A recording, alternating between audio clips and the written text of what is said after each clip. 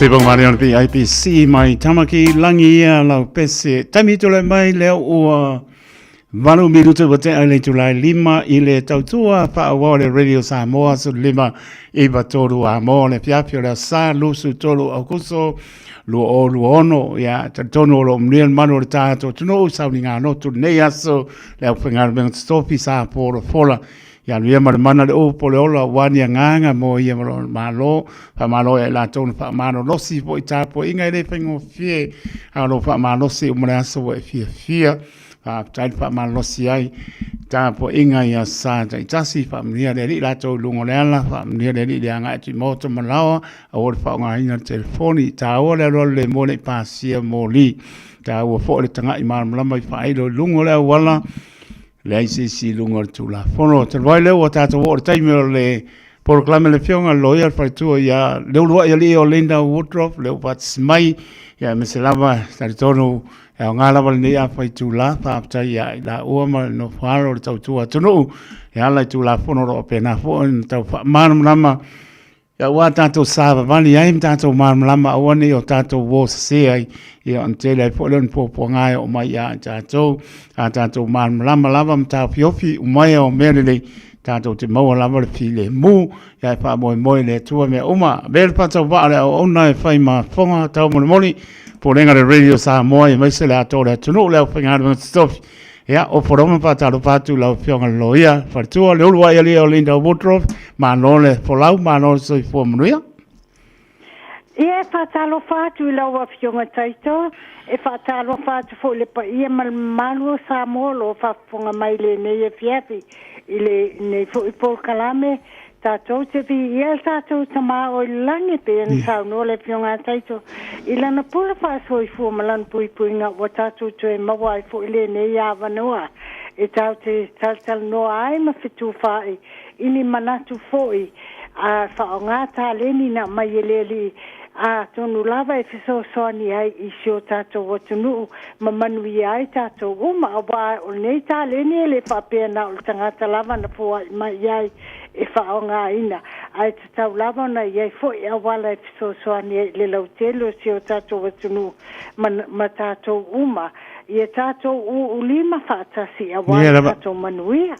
Ia ai mai se lava ia mata upu i tonu o tātou lotu a wā e pe ona sila fia ia ata bol nei botatu no fule nei tunu mau i New Zealand pa pe foi Australia mai se tunu botatu le tunu no foi tunu botatu un tatu bola mai ai fanna wai ai tatu no foi se lava ai mo fa taile li nei fa manuianga bo mawai ia nei foi me fo wo mafai on tatu so tai lungo o le afo o le tio ia manei fo telefoni ma me uma le fa nga ina o le taimi nei e fietal no atu avai ele uti hatu taimi e ia era me o lo popole i lava loto i me o lo a faina i o tatu tangata ona o le ese o tulafono New Zealand ma tulafono a tatu i Samoa a mataltonunga o tatu i Samoa mataltonunga o tangata New Zealand nei i te tono tātou e a fia i a tātou lotu. Mantua wale aini noo ai pe o tātou lotu ia wa whai ma tātou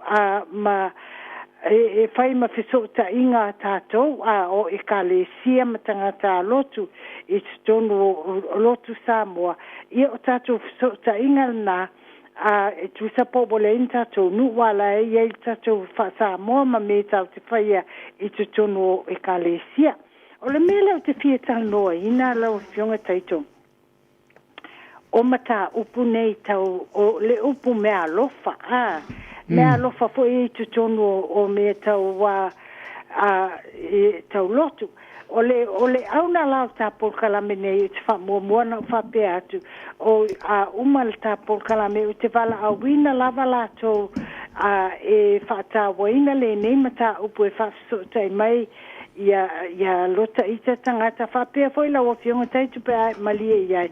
I te i tātou tau mawhai se au wala e whaasao ai nei mea ai le i o le taimi o pālota ia novema al pālota ala mālo. Yeah. Awa na o le mālo lava ni sile mwhai o na lato fesuia ina ni tūlafono. Ele whapea fesuia i whai ni tūlafono e whapatino lava mō tangata Samoa ni fesuia inga ina ia whaamala malama nei mata upu. Ma awane I a whaina ai ma whaawawa I lava le a whaina o tātou tangata Samoa. Ai mai se lava nai whaiwhi au ia ma whalitua whaiwhi au tutonu o whainga o lato ngā ruenga. Yeah, lava. O le mata upu lau te whieta noa ina e mua lava no whapea atu o tātou I tutonu o le tātou I tutono Samoa ai a fai se au fa mai ai alo fionga taito ai o wa lava tunu o tato I Samoa ele o fai se au o le eta u I le fapalangi Minister Sarah calling from God pe na vala au lia I fai se au e molenga duenga le tua tofia ele tua ele tofia fai se au ona wo foi le apalai I ngā luenga e fai ma employees o le employer papea o tutonu o tātou lotu o employers o tangata fo laute amai tutonu tangata whai ngā ruenga o na tutongi leo tangata whai ngā ruenga e ta o employees tātou lotu le papea tultilo tātou lotu Samoa lea whamon lava whafonga mai tutonu lava tātou lotu lea tatonu o mele sa tātou wola mai ai ele oni whaiwhi au o whape oni tangata po no no mai apalai mai ini e whapea I mai whaila tau ma whaiwhi au tutonu se kalesia ia ona whaila I o le konkalate po le contract ale whaiwhi au ma le kalesia Firia le kalesia na mana o ie le kalesia ia mi le kalesia wal kaltununga lava o tātou o le alava iai nei aso o whaiwhi au o le ngā luenga mai le tusavala au lia mai le li a calling from God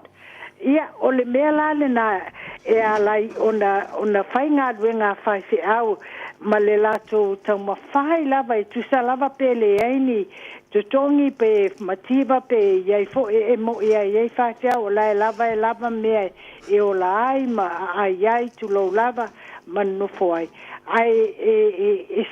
se lama ma me New Zealand nei o le isi mea ia tātou Samoa ilo wa uiloa I Samoa iai le whaiwhi au ave iai ele kalesia ia male au lotu ia le fale no foi le whaiwhi au malona fale tua mainga ia o le fale foi le nai no foi le whaiwhi au e whao ngā foi ia te me whai eni pono tanga pe ieni me tutupu fietal no le whaiwhi au o le fale nai whao ngā o le ai le tutongia la le whaiwhi au ia fale na monila o ia monila o la tutonunga taito lava ia mena sa o lo ia so lava o ola mai Samoa ma taimi ia te pēro ia I whaia ngā ruenga I Samoa so ele whapela ia ni contracts po ni te ngai ngā aloa ia tusi tu la fono a whaiwhi au ma kalesia po le whapeo whaiwhi au tanta whai ngā ruenga le kalesia au le kalesia tutongia le whaiwhi au o le ni me whapena ele ai fo la mani fale whapea a oi a whaila e abe ma le fale awa o tātou I Samoa e abe laba le fale no foil te au ma palitua ia ma I le ngā luenga ai le whapea e whapea le ka le sia le whaiwhi au ia tutongi le afoi tongi le rent o le fale le oe ele o se mena tātou wola mai ai ai pangale ai te inisila o le mena le o te fietal noa ina le so awa New Zealand ia le me ta mantua fo I la fo po le alava le me mana mia e mawhai el tangata ia na la fo ia sa I tono se ipu ia o le tātou la fonga nā o na avela ia whaitau ele tangata te utupe o le kalesia ia o na avela ia na pulela ia o se afu falapo tutonga ala to lo faia ia tonu o tātou e kalesia so le kalesia so le kalesia e fai le tonu pe fiese me avele aol fai fiau malon faltua ia awa foi ia me awa ia la to foi o langa wa fai fiau foi ia fa nau ma inga ma tauna ia me fa pena ma lava ma me fa pena ia ai fa pe fa tunuina mai se fai fiau fa pe ia o te mana o lo tongi e pies pulo ate le me tauna au mai le ai ane me fa penal tātou fa Samoa. A tu pela na e tu e tātou i tu tonu i New Zealand i tu tonu o ipu. E a foi, a ave i le a foi, i le fai au. E tu tongi le tax. E tu tongi le tax i le malo. A o lo wau tatu nungol menta to bola mai ai i Samoa. E le tutongi ni tupe fa pena e fa ki au i tutonu o le tax al malo. Ia. Ia o le senga la na tu la fono Samoa ma New Zealand. O New Zealand e tutongi le tax al fa au i tupe nai mawa mai tutonu o le nai e mawa mai le ipu yesa. Ai le fa pe fa tonu ina fa au o i se ala fa au a tonu e mawa mai e lava.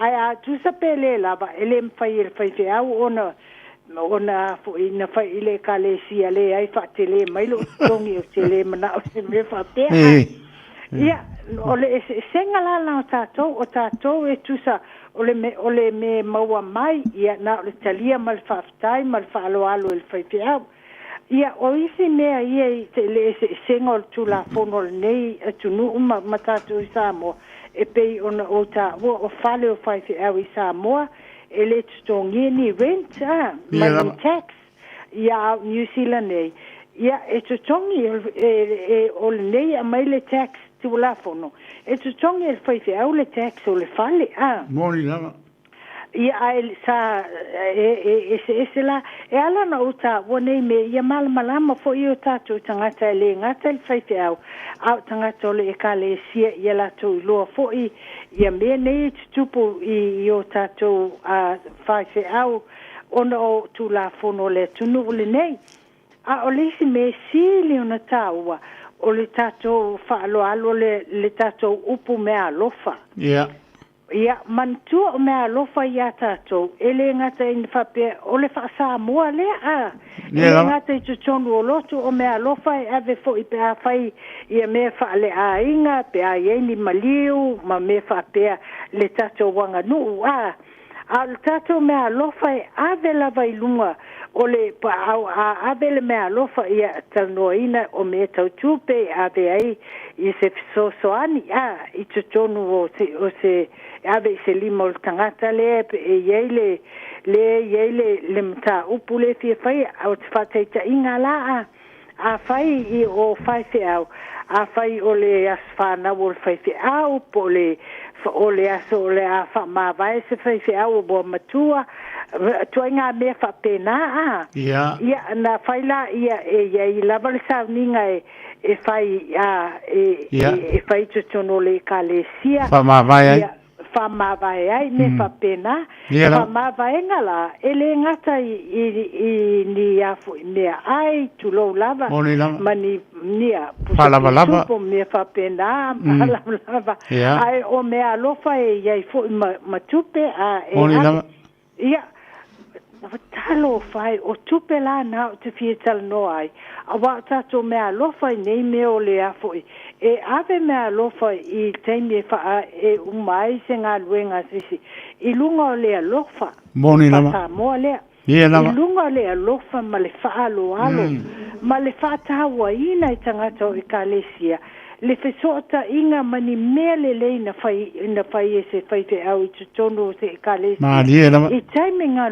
lue e ofo i se faletua se fai te moni lava ia wa o le tele lava o faletua e o tele o tato faletua Samoa ele tutongi o le si fo la singal na Maria o pale tua o fai te au palang e mal mato fai te au I remura o le doctor o le fai o le fo mai e tutongi lava le fo mai ia e se nga wenga le fai au ia ai le fa pe ala no fata si tono le fale le tutongi le kalesia a tato ele ini tutongi o si o le fale tua e tele a tato fale tua e faia ia nga wenga mo tina fala putonga tina tono lo tu male Sunday school fala putonga tamaiti a onga sa me fa pena a ia folani me tutono e faia le kalesia ia e tula vai lunga se fale tua ma fesosoani in me ma fai ona ia fai o le isfo me a yesi si o le e kalesia o mawo se mai tanga po o maliu sisi ele alu ana o le fai o le lava o te lo o ale fale tua ma le fai e vai le a inga ma so ta ia e fa mafana fana ia te fa pe o le mela le ia o le tula fono New Zealand e fai mai o le la o te fi nawa ia to nga me fa pe ona o te le fia ia o le fai mai a fai ia o le mea lofa e tax malava tupe o tupe la ia I mea lofa ai mana tua o le tato fa sa mo e fai fo ia le e mai le mea lofa ai le fai ni le fa sa mo fa pe ilo wa ula vai lo e o mato wa inga e mo lava se so tai le a inga ma fai tonu ia e fiesta tu pe tu tonu ave mole kalesia ave moni spai te awe iai boni tangata fo I fa alo iai e te tawana iai tu tonu ia ia se tu pe so soan o mea la ia New Zealand ele o fata waina la to mena e fai mai a fai loe a mai se mea lofa o ie se tupe tati ia e tua ia e tonga ia man siapo ma me papea o mea tau tupe lava lea e mana o ie New Zealand e tutongi le tax ai ta watu mantua la o mea lofa e a mai lungo lea lofa ma le fa alo le tatu wanga no ma mai lungo le nganga faftai inga luenga me le uma na fai se fai au ai le uma son tofi a o lea la e fai mai le malo New Zealand e ta watu pe fia tonu wale tupe e ta watu e le fai au pe ta o ai e pe fia ton mal tupe na mai le mea lofa le awa le mea lofa na down na tax au le si foi la mele o te fina wai ai fa te fea la le tupe le ave fo ele a inga ele na ngata ele fai fe au lo pa ma vai o le a inga o le fai fe au wai o mai fa tasi o tato wai inga e so ani me fa pe a taito ia o tato fa sa mo la e fa pe la tupe la na la le me ele ave ese ele tupe na ave le a inga ai tu a fai la tu nginga o se tax ila o fi na le tu fi na wai e tu tawana tu tonga sina tama me mo lava o te fi na wele tu tawana tu tonga ia ni tupe ni taxi me tau mea lofa fa pe awa o mea lofa o tato fa sa mo ave lungo le lofa a le fa mai palangi mala tu la fono New Zealand le ai e tu tongi ale tax tu sape ave lungo le lo fa mal fa alo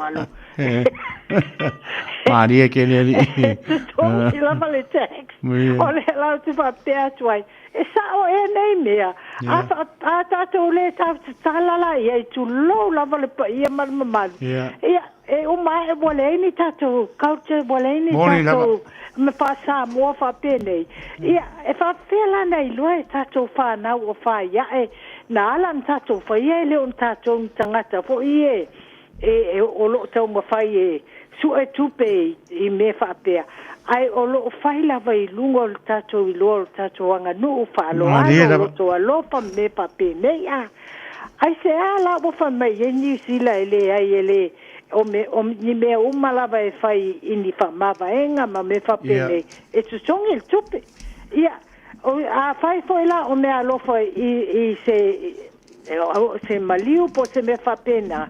Ia e te tongi fo I lalo le tax law a New Zealand. Yeah. E sao e la nane il so fa funga. Ilo wa wi lo ele ai. E fa tinga lo to la vai lo wa tanga tu lo lava. Pe a o lo me fo I e fai I tu la fono I New Zealand. E pe ele fa tawa ina. Il tato fa Samoa. Le alofa ma le fa alo. Male ave o mea e Italia ai. Ni mea le lei na fai e se istanga taola I a tatou. Ia ave ese la tatou wanga nu nei ma men tatou wola mai ai. Fa fen tatou le tatou wolanga lumanai. O ai e fa awa wina I al tatou o langa lumanai. Ele eise si lona winga. E tau te feola lama mal fefe tu la fono e fa I palang. E au noa mara fai de ai. Ioe, ai le eise me fai. Ia na le ai fo la ia o se malama o tatou whanau. Ma le iloa e tatou whanau. Le ala na la ina a mata tatou me fa penei. Ai mai se lava tutono o tatou lotu. O le ala sa mo ai tatou sanga tuai. A fai ai fa toti fa tawo ina le nei tutono e ka le sia ma tutono o tatou watu me nei e te tau o mea e tatou lima ia me fa tawa ina ai ia tatou lotu fa adwa I luma tatou lotu I me sao ma me tonu tau tele o faia o ni whapea o ni tilutino na ni tupe mawai lai ave o le mea lofa mai ilo wau ilo e ave o le alofa ma le nganga whaftai ma le nganga wha alo le tangata e ave iai ona o le o ninga ruenga mani me le lei foi e mana tuaina e tātou le whaia le mea lofa I le tangata lea o la whamawai po le whaia le po le ale me le whaia le tangata lea tau te ai mai se ana I whawhi au ia o le alala te whaia tuai o le taimi le nei o le taimi o tātou o le la whai le election a tonu e te tawan tātou tala o le tātou wanga nuu ele ni mea tau te o mai fito a tau mo fai New Zealand nei le ai o men tato wola mai e Samoa a ele o ni mea o tato o mai fa tupuina ni tato manatu ma tau a mata New Zealand o men tato wola mai ai o le ala le na o le fie tal no ina ma fa a leo I tangata o le pale mene ia mea whapenei ia whatawo ina le tatou wanga nuu le ngata ia tatou le nevai tau ma tatou lotu a o tatou whanau o lo whaiae ia wawai e tu fo iwa umalta whatula Babi yor kakai mi o Io babi o tatai Ma lo whautai Ai o te le lope whatawo ina ai ese lo whatawo ina o le neimata ona o te le o fia lava ini me o ave I lungo o tatou walofa alo ma le whatawa ina o le fisosoani el tangata le ave iai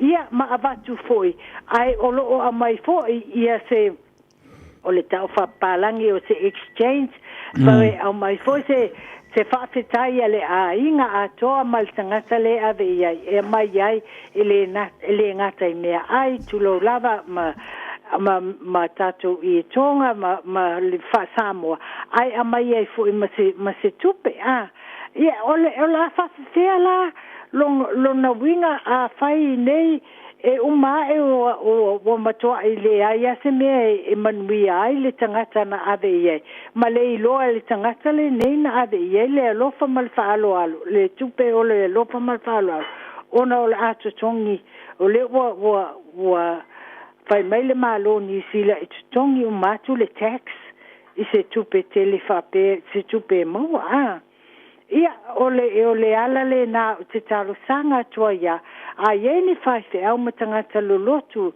e lau te whatawa ina e ie malawa fionga taito po le aso finga ngalo ia tatu tutu whatasi e tamu whainta whasao nei mea awa ele o whapea o ave whaife au o le le wha maoni pe whapea na tupe laiva ai le ai o le latu tali o tatou whaaloalo ma le tatou anganu na tatou wola mai ai.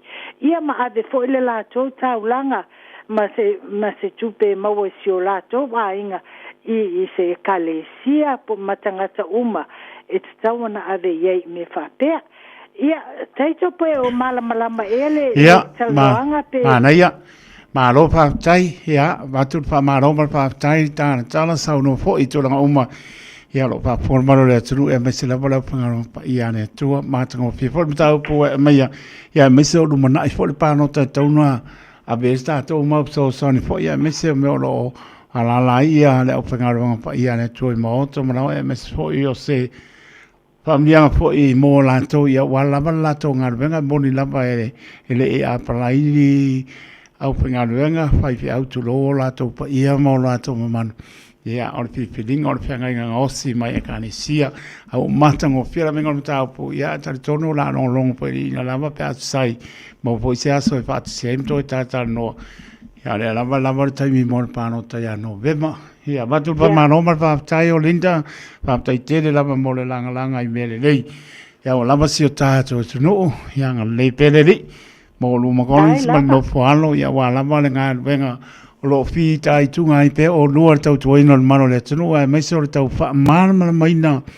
o mta upo tu la fono e aun tato man la mai sa va vali o nei po nga ti tato I taimi o luma la po se me tau fa lo pesa se po ia pinangalo le tunu ia le lava ma pa sile ile tato lo ia le wa fa fonga mai ile fionga le lo ile o linda wardrobe ia nga le ia mo pelo manosi tino sili le nganga nga lu I mele le faya mo vi inga le tua mo le atu so fu mo le tunu ia la pinga Sophie ia ma fo I o luama Collins mo no po tato felo e pelo ngor tau tua le radio Samoa su lima I vatoru a mo nava yas I le alofa maranga le tua ia batu ia le nea noa ia e te sau no fa mai ai ta por clame ia ta fa ma vai ai tato I felo ai vas fo pe au le langa le tato mo tai maranga fa lolo ia fa la o fionga taito fa la vai lo so sani ma me mo fo I lo fionga I le tapo kalame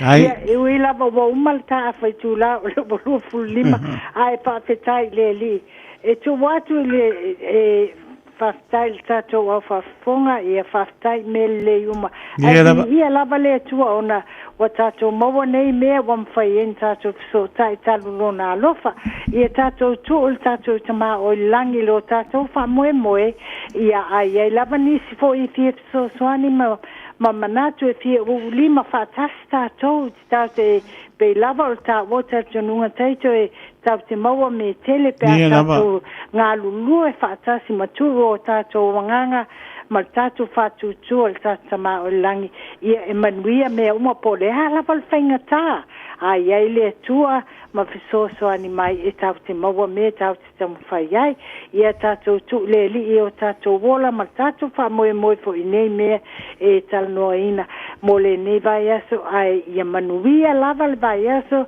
e pui e tama o langi o tato wola I ona aupa ia ma lona toto ia tato to e a fiso ta ia il vai aso po al temi nei fa soi fuina la o fionga taito fa soi fuina fo le pa ia malu Samoa lo fa funga mai tato por kalame fa tai mo le avanoa ia to fa soi fua ia manuia lava le va fiati manuia fo le vai aso mo nga ruenga penga iai pa tai o linda pa soi fua ia lo fatu manuia vai aso mo lo fatu ia fa tai lava soi fua ia fa soi fua o le fionga partua ia le ulua ia le o linda wotro pe ona pa pon maro tato no se si me fia man lama tele ai au lau fautuanga lama mo maro le tenu tala no ia I lunga telefoni ai te ia nga ia tuli ofisa o Linda fa mo le la pawana la fautuanga te amal au ia o Linda ia man lama fo ia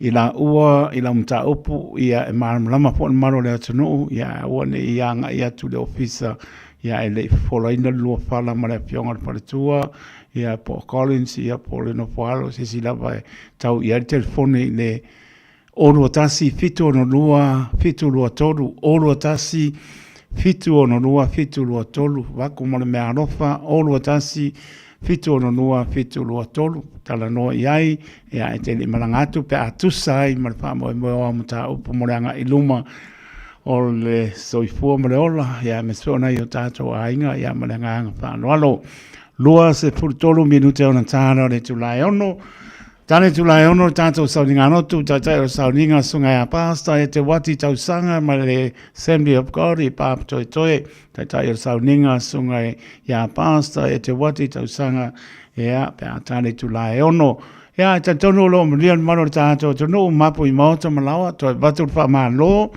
ma le wha tai wha maa lo losi ai, ma no fa ma losi esel sua maria mo fa ma losi ai ese por fa no mo le fa ma losi e a tato u mo lava e le nei soi fuanga e ala tasi le maunga yolo a tato te o le ala tasi tato sa ili le tua wa soi fu mo lo tangata le pumoni a tato te le fai se mea e lava nga ia le ma wa e le tamai wa mo tato te pesilia i le ali e man malama i mea uma mai manino ai e maua ele mapana o lo soi fua mo tato wola e tato sava mani ane i alo le ali ma fai alon finangalo ai pa manofa aftai fa manosi al nei aso i tapo inga de upo le ola al mana a wā nganga mo i malona malo mori pa maloma fa aftai la finangalo venga stofi tapena ino launga for atu ea wala mani nganga mo e molon malofa tai los por minute o natale o le tula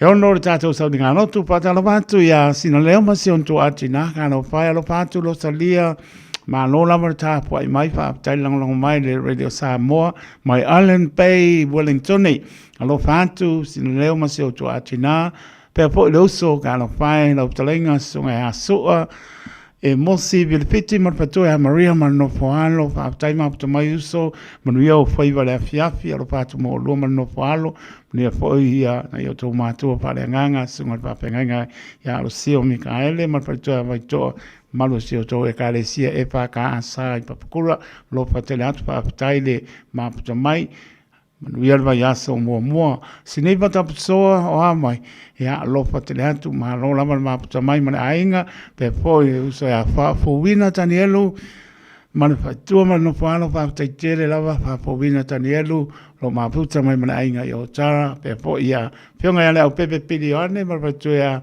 sala ma sina ma no fa no mai yo tara lo fatele atu manuel fa sango malo tato tu no na toi fa manatu lungo le wala io e le se pato nunga fa manatu manatu lalo e matautia e onga ni fa la vetupu mai ai le mele o le tau ia te o le telefoni fa ngano le telefoni lungo le ana tau sai Yesu io tau sa io au lungo le foeuli ia wasi o ainga o lava tau te malanga saunga le mui mota malawa e se le mana ia te fiwa tala noe lau telefoni pa e whaarati e mota malawa e ore whaunga i nono ngā leo wala wha mole ta ore role mole pasia mole o le upumoni a po mala e lea ngata le saurika makau male sauranga male mana tua lau tala bolu taimi nei lai wheo ai de vāre langi mala langi tu lou Ioe, whaunga ino le whala upa sa ina i le o ia le malosi o tātou. I le o ia le sila fia mare i lo. Tangata langa o lea whaara lawe e runga le awana. Ia ai saunga le mu tātou lo whau. Tauta lei a ore tu lia le sao. Ai tuli le saunga le mu mātango fie tau no umanuia i mota manawa. Ta aua fo le sila fia o tu la pono i runga le awana. Nei se si lunga le tu la pono. Whamnia le tua le whasonga le maro le tātou tunu. Nisi o taha po ingo tō le nefiafi e ka le sia e fia. Ia iai le alofa maranga le o tātou tua.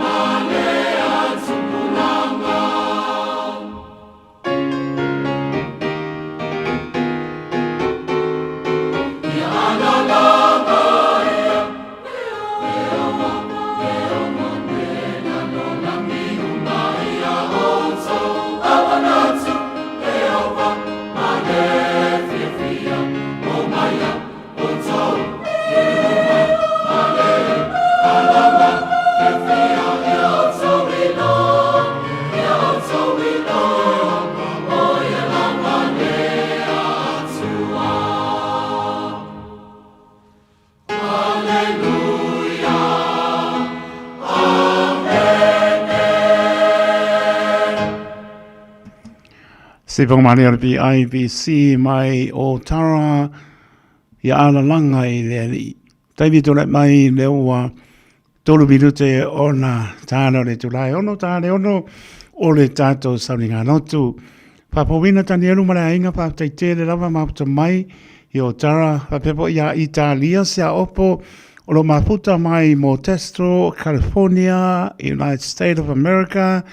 Ma no lava taito le whasoa, alo patu mamau, ka lo whai, o umare mato wasa, ia alo patu moto Amerika, manuia po le tāpenatu mono toa sa tai au, tai maputa mai, Rachel Sipa mai Point England, alo patele atu, ma alo maputa mai, lau pepe video ane, marpartua ia Salmasina mal no fala mai o tala, paputa chele lava, Patalvantu patua ia Maria Vilpiti, Marsunga ia Sua, Manopalo mai o tara, Papta Tien Lava, Mapta mai, Papta mo, Lopanga ia Mesfoi, Ole Langolang mai, ia Papta Lava, Italia sia opo, ia leo mauatu, Lopteleatu, o to Amerika, ia Saunio, to Pinangalo, ia Moleto, Sapati ataya, ia leo mai a foi sauninga I nei, Ia o te ronei, ia o tōna o sauni atu iei, pa te te lama mapta mai, la tō umai atu no e mau.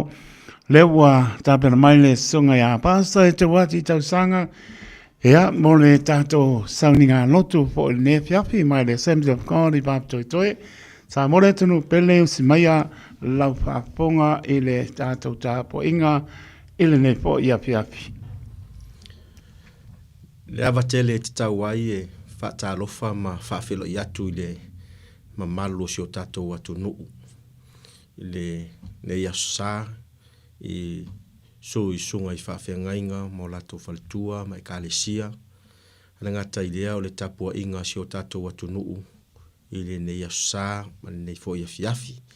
I le ngata fo I lea. Ia so se sā moa le nei ke lope po le nei lalolangi. O maua mai ai ma tātou Fai tapua inga whaatasia I le ne fiafi. Ia whaataro whaatu. Whaafilo I atu si o tunu pele o Samoa. Ia I ne fiafi I le suafa Yesu. Tato li mo le tato whaola. Ma lo le on sai, ma lo le folau. Ma lo le tautua I le atua. Ma lo na fina ngalo. Au I lava in tato ui whaafi tauli. Ma sawa lia fo I whaingata. O tato I ai le nei tausanga. Ma lo na nga I atu lo na tau wha I uwina. Ia, ai, tātou te whaftai le atua, ia ma le suafa leo lo ia whaia mea le lei ma mea silisili, ia te oe, ia o lo ainga, ia so se mea, ia e whaatalofa ma whaafelo I atu ai le nea fiafi, I le suafa mamalu, le suafa silisili ese, Iesu, le li o le ola. Le ngata foi lea whaatalofa atu I te tono whanmai, nei mātua mātutua, so se Samoa, I te tono maotanga se ngase, Ia whaataro whaatu, ma whaafilo I atu ni nei pō, ia o ngālo, ia I tutonu o whanmai, ia le ngata fo lea o lau whaafonga mai le nea fiafi, ia le whaamalo longa le li I le nei pō, ia e wala atu le tātou whai ngā lotu le nea fiafi, whaataro whafo I le sunga lia o ia taito, ia o leo lotu I le foi, I le nei pō, ia wale tautua ina o e Samoa le atu nuk pele, ia I lava le manatu ma le talitonunga o le atua o lo tātou au auna ma tātou tāpua iai o ia o le atua alofa o ia fo o le atua fe sosoani ia te oe sosoani fo ia te au sosoani fo I lana au auna ia taito ia le ngata fo I lea pulenga si o tātou ala leo ia po le tio Samoa o lo mawhai o na tātou mafutai au ala I vivi inga whale anganga ia o sa vali ia ma le upua le atua ia wale whaamalo si awai ia te oe mau I lea vai yaso ma lea vai yaso. Whaatalo whaatu lea ma whaafilo I atu so se wo ia o mawhai on tātou mafuta ne fiafi ma lore soifua I le suafa Yesu ia whaatalo whaatu ai ma whaafilo I atu ai nei pō ia te oe Samoa le atu nupele. Samoa I le nea fiafi ia o maia se tātou tapua I atu I le atua I le nea fiafi.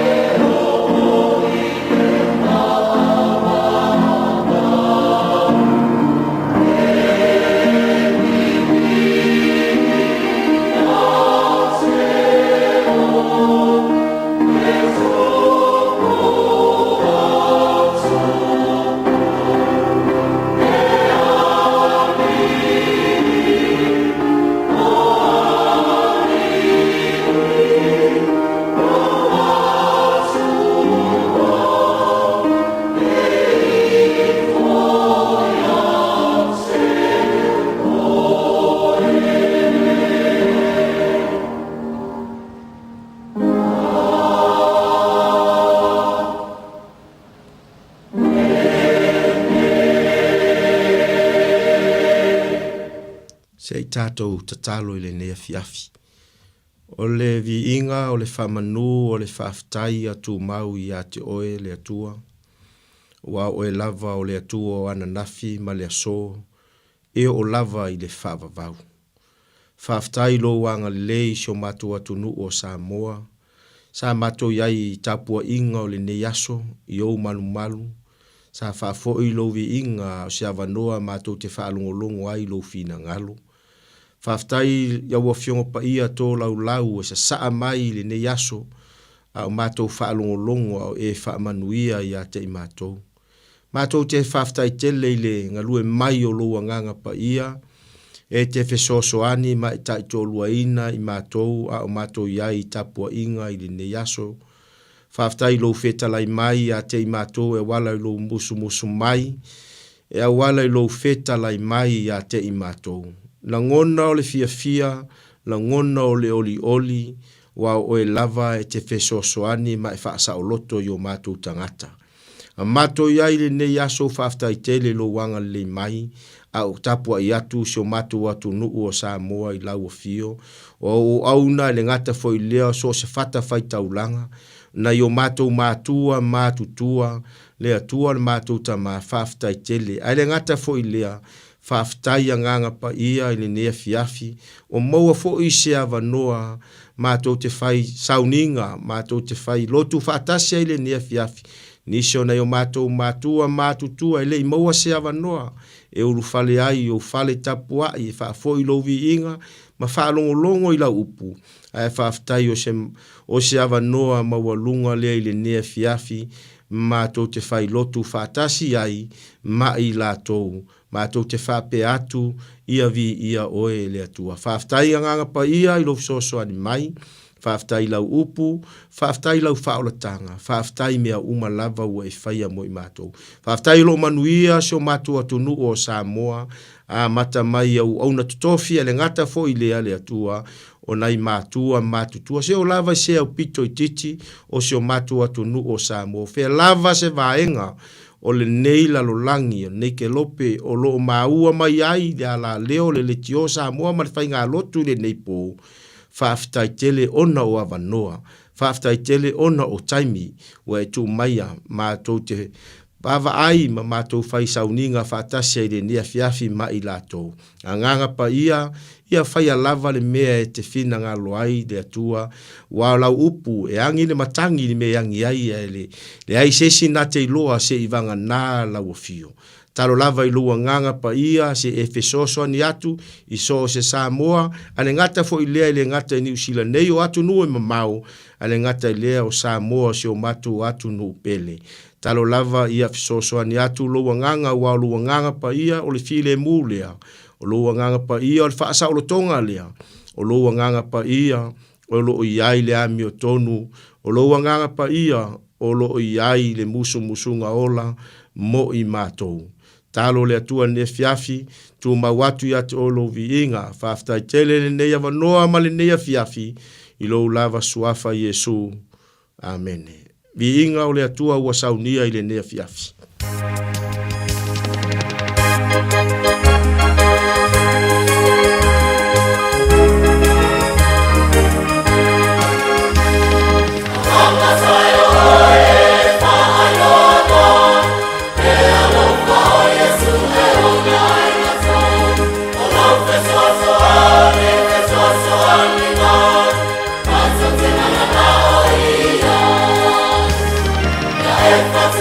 Maria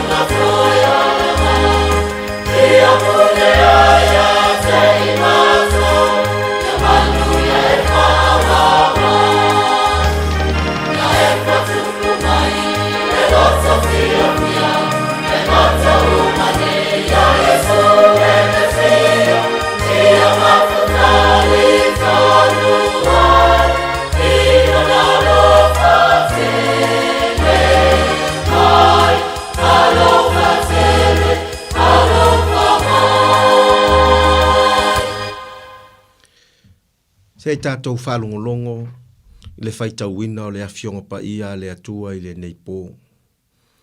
Mo mai le tusi whaitau i le ne fiafi, mai le lua kon nito lona mta upo e tolu, a lona whai upo e sefulu ma le lima, se i whangata lona whai upo e sefulu ma le valu. Whapea lona whaitauina i le ne fiafi. Sa moa whafunga maia i le whaitauina o le awhionga pa ia le atua. Ua o i nei ona pō, o loo ia i lava le ufi i o lātou loto pe a whaitauina mose. Ai pe tai pe ali liu i le alii, o nawe se i nai lea o le ufi. O le alii foi o le anganga ia, o le mea o iai le anganga o le alii, o iai le saolotonga. Au tātou uma, o loo vava ai tātou i le pupula o le alii, peise i o se whaata ma o tātou mata. E le ufitia, ua li ua ai tātou ua fōringa iai le pupula e o i lona pupula.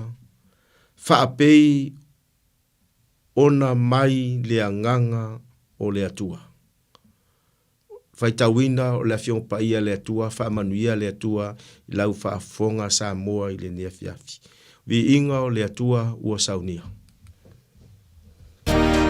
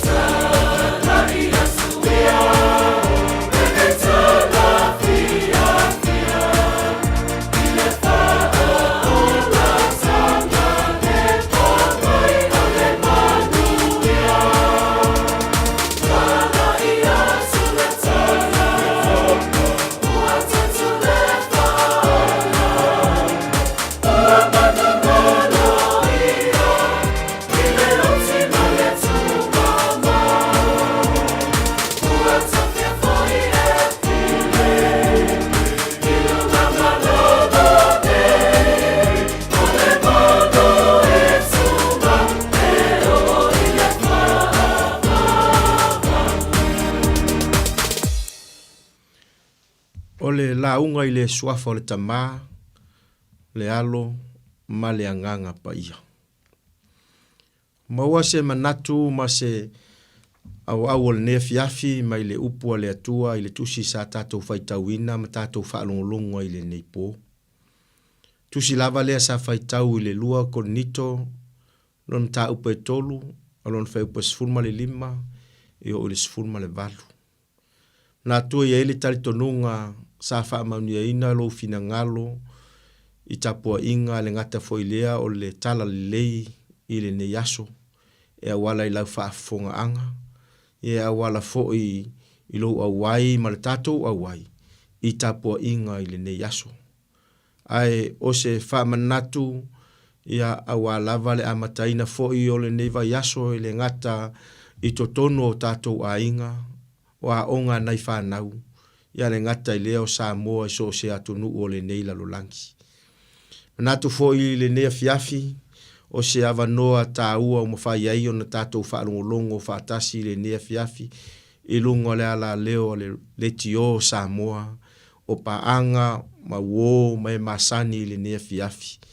Manatu lava o le nei ala leo, nei fo i au nanga, o whai ma whaamanianga i le lalolangi a toa, o na o loo momoli ai le fina ngalo le atua, ia le ngata i se o tātou atu nuu i Samoa, ia o Samoa o le lalolangi a toa. Le ala tonu leo le fe au le nea fiafi, e awala i ate oe Samoa ma lau whaafofonga anga.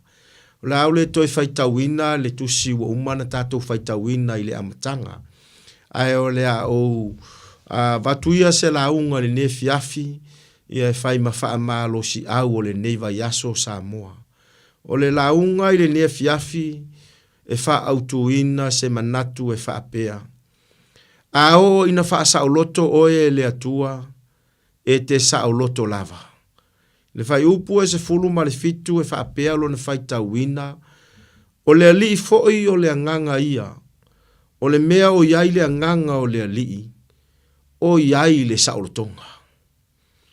A o le autu o le fiafi le nei, a o ina wha saoloto oe le atua, Samoa, e te saoloto lava.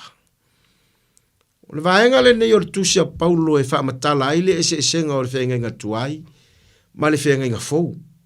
Ma o le awala e tatala ai e le atua le ufi ufi, mai o tātou loto, ina ia tātou ilo ai lo na mamalu, masuinga ai o le nei o langa. E a o foi na whaasa o loto o e le atua, e le toi nofo polonga o tātou mawhauwhau, o lo wanganga, ma lo o langa, ma lo o langa, e te sa o loto lava. Pe a o ina ave esea e le atua le ufi o lo i o tātou loto. E ei lava le tali tonunga ma le manatu i le neia fiafi e tu sai ma le upua le atua. O upu ia upua le apostolo Paulo le ekalesia i Korinito. A le whamanatu i a Korinito, ma se lu i tau i a Korinito. Ai o se fe soani, ma se fe au mo oe Samoa le atunu pele. Pe a tātou whai tau le whai upa sifulma le lima, whai mai ua o nei o na pō, o loo i ai lava le ufi i o lātou loto, pe a whai tau ina mose. Nanga a o i tū la whono mose, tātou te iloa ma tātou langona a o ina tala noa mose ma le atua. A o fo ina tala noa le tangata ma le atua ele mawhaina tātou wa ai le atua. Aisea, le anga e mamalu e pa ia le atua lea tātou te au na iai. Ai le mafu anga e lai ona le maua lau wa ai, e ala foi ona le o lo tangata i le atua, ma lo tangata i le atua. Langa iai le mea le ufi ai o tātou loto. E iai mea ia e pe whaapu lou ai o tātou loto. Ma mea ia pe tanu mia ai o tātou loto. Ai o lea nga whaamanatu e le atua, e wala i tustusinga le apostolo Paulo, e whailo atu le ekalesia i Korinito. Whai mai, ai pe tai, pe ali liu i le alii, o na ava e se ina leo le mea le ufi ai o tātou loto. Longa winga, e mawhai e le atua o na ave e sea, pe a e liliu i le atua, pe a e liliu i le alii. Nei aua ine i whaangataina o e Samoa, o e le atunu pele, ma au, mai tātou uma, i mea whaingatao le nei o langa. Lango nisi o taimi, e whaafefe a tātou i nisi o taimi, i mea anga i mai o le soifuanga, ma mea anga i mai o le o langa, o na tātou vai ai lea, ma tātou tā ofi ai lea, ma tātou whapea ifo i nisi o taimi, po le mea ea o le manatu mai le atua ia te tātou. Ale manai ai o le upo le apostolo Paulo le kalesia e konito. Fai mai e ui ai le ufi o lo ufi o tātou loto, ma puniti ai, lauwa ai atu i le atua. Fai mai a o ina e li liu atu i le atua, ma e whaasanga atu i le atua. Fai mai ona ava e sea le atua, o le ufi lea, e ufi ai o tātou loto. Ma naia le tusi fai tau o le nea fiafi. A o ina whaasa o loto o e le atua Samoa, e te sa o loto lava. Ma whaino ufa o ngā ina le ufi o tātou loto. O e iei mea ma whaina puniti ai o tātou loto. O lesi mea e whainga tā i ona wa ese ai le ufi lea. Nisi te mea tātou o tā ofi o tātou loto le loto ti ngā. O teu o tātou loto le loto ti ngā. Loto le wha ma ngalo. Loto le alofa. Langa lai ta ua l'apostolo Paulo lona tali fa le nganga o Timoteo. E o mai o naso, e alofa i al tangata ia i ate ia. Ke leo lesi meanga le manga o le atua eva ese ai le ufi leo kako uloko. Manga o le atua eva ese mea e ufufi o kako uloko lo manga ku fa apiko i ate oe. Lo manatu fa apito ia oe aia malo a inga. Ai mana o le atua ina eva ese le ufi na. Ai tatala o lo uloto, tatala o tato uloto. Ina ia mawhai ona e lofa ele ngata o lo wainga, ele ngata fo ilea, o isi tangata, ia a o Samoa, a to amu ia sa Samoa o lo ia isi langona whape nei, a o ina wa ese le atua leo fiufi leo tato loto, ke lo e ke sa o loko ai mea e ke sa o loko pe a inga wa ese le atua le pupuni, leo fiufi tia o tato loto, vai mai Paulo, a fai tawina le tusia Mose, o lo iai pea le pūlou i o lato loto. O le pūlou lea po le ufi lea. O ufa o ngā ina le upu lea o le pūlou. Langa peo se mea ufi ai le ao le tangata, pe a tala no le pūlou. Fa pe ngā la le mea le ufi se mea lai fufi ai le loto le tangata. Fai mai lo le tala Paulo. A fai tauina pe tala no le tusia Mose. E fai loa mai ai, o lo iai pea le ufi lea i loto tangata. O le ufi lea, o le wha atusa o le pongisa wha le anganga. E whai tau le fionga a le atua, ai le malama. E tala noa i le upo a le atua, ai le malama. Mafua mai fia, mafua mai lo i aise mea o lo ufi e o tātou loto.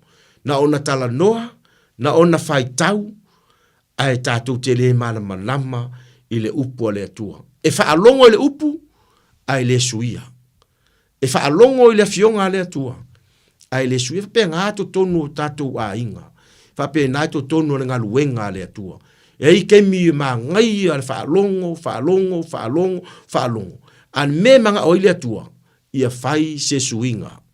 O le mana onga nā o le atua. Fa whenga fai le suinga.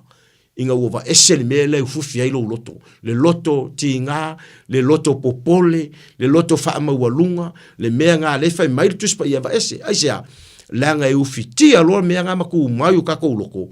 Fai maila ia lea, e le suia lava i tātou pea lea va esea le ufi o tātou loto. Le mangai ia o le vaenga le tala noa mai le upo le atua Samoa. Le mangai ia o le kako whaalongo ma fai, whaalongo ma sui. Ai ale ta ua langa ana i au nā le atua i to tono e kālesia. Ma natu e tele te me sua ma lia i lau whaalongo, me manai i lau whaalongo, alfesiti, o suia, o fai, e tā ua le nā le upo le atua. Tangata e whaalongo, fai mai le tala tuspa ia o le whaalongo ma fai, fai mai le tala tuspa ia o ia le nā e whetaui, matalia, mamana ia le fina ngalo le atua. Aisea, tā ua le tangata e whaalongo ma fai. So se fata fai taulanga i to tonu Samoa, New Zealand, le lalolangi atua. E tā ua i o le tātou whaalongo ma fai. Awa ese le pūlou lea. ava ese le ufi e tatou loto. O le va ai le o manui o le atua. Langa ese mea i e lua o lau va ai ma to tono o tatou loto. E manai e le va ai, ai fai e le loto le suinga. E manai e le va ai, ai fai e le loto le mea mautua.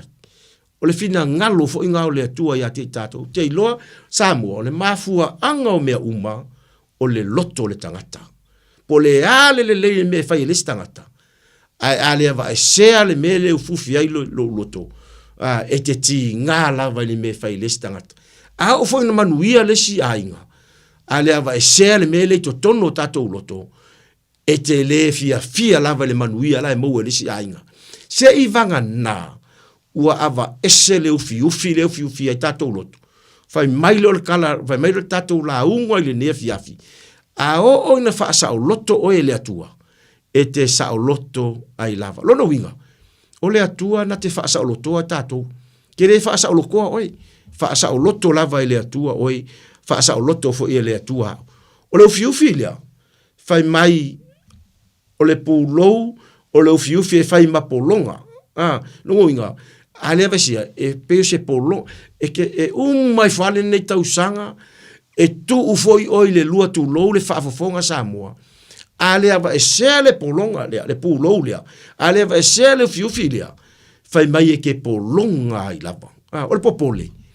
O le lava lau fasua. O le ai se mei lau ato. O le ai se mei le pusa aisa. O le ai se mei lau fale. Ke lo mea ngai fai e ke i ua ia le polonga pe ale ava e sea. Fai mai le tala tuspa ia fai mai. Ai pe tai, pe ali liu i lea li. O na ave se i na i lea o le ufi ngai ai. Ele ngata ina e polonga ai. Polonga i le angasala, polonga i le fefe, polonga i manatu fa le tangata. Yo le si mea lea polonga i kako. Polonga i kako mangaku fa le kangaka. Manga ia Samoa. Ai manga se Samoa sauloto, ai mana o se tama sauloto, se tina sauloto, se ainga sauloto. Va ai poleal mea ngai ufiufia lo loto. Va ese. O le teme va ese ai. O ila na va ese. O le tangata na e ita yai we alofa yai. O le tangata na e u yai we mata fu wa yai. Tangata na e le fie yai wa fai matangata te alofa yai. Ava ese. A o ina faa sa o loto tātou e le atua. Tātou te sa o loto ai lafa. A li watu i le li. O na va isea leo le loto. Lona winga. Samoa. A li liu i le li. A tātou li liu i le li. O na va iseina leo le ufi le ai to tono o tātou loto. O le ki o le faa sa o lotonga. Po o le awala e te sa o loto ai. Li liu i le adi. Li liu i le atua. Faasanga i le atua. O le awala ngā te sauloto ai. Ma o sauloto ai. A o ina tatu li liu i le atua. Na i loa le Samoa. E le ave sea le tangata le ufi lea. E le ave sea le tangata le mea le poloka o tatu loto. Peo se poloka si ma. A o ina loka o kako loko. E le mawhainga ave sea. E le mawhainga o ave sea. E le ave sea fo i le tu la fono. Po o aku la fongo lalulangi nei. E le mawhai e le tu la fono le lalolangi nei, o na ava e sea le ufi le whai ma mawhatianga, ma puni ti aile le leio le ari. Ai, e le ave sea le tu la fono, e le ave sea le tatou malosi, na o le alii, na te ava e sea, ma ia tatala e seina, mea ia e whaapolonga ai o tatou loto, ma tatou mawhati ai. Wow, le si tangata. Samoa, le tangata te manatu te tali tonu i le tala le vatu ilunga le upu le atua. O le tangata e moe e le sauloto, e ala e le sauloto, e whaingaluenga e le sauloto, e alu le aonga e le sauloto, e whaila na whaasoa e le sauloto, e o are ke me kausami ai e le sauloto. Aisea, le hanga fo i eile mea ngai ufiufia lo uloto. Ke lo eva, ese lo mea ngai e sauloto. Lale mea ngai ke ngai le mafu ngai le sauloto. Mafua mai mea uma e mafua mai to tonu o tatou loto. Le fai mai ai le fai upu e sifuru marfitu o le ali o le anganga lava isa o le mea o iai le anganga o le ali o iai le saulotonga a o le fesili la Samoa o fea e iai le anganga o le ali o le nganga o le ali e nofo I to tonu o le tangata. Le ala le fi nau mai ai le nganga o le atua I loua nganga, ma lou tangata, va ese le ufi ai mea kelo. E I uangako mafakia, e I uangako koe ngofo polonga, onga pe ale ava esea, le mea le ko kongo kako loko.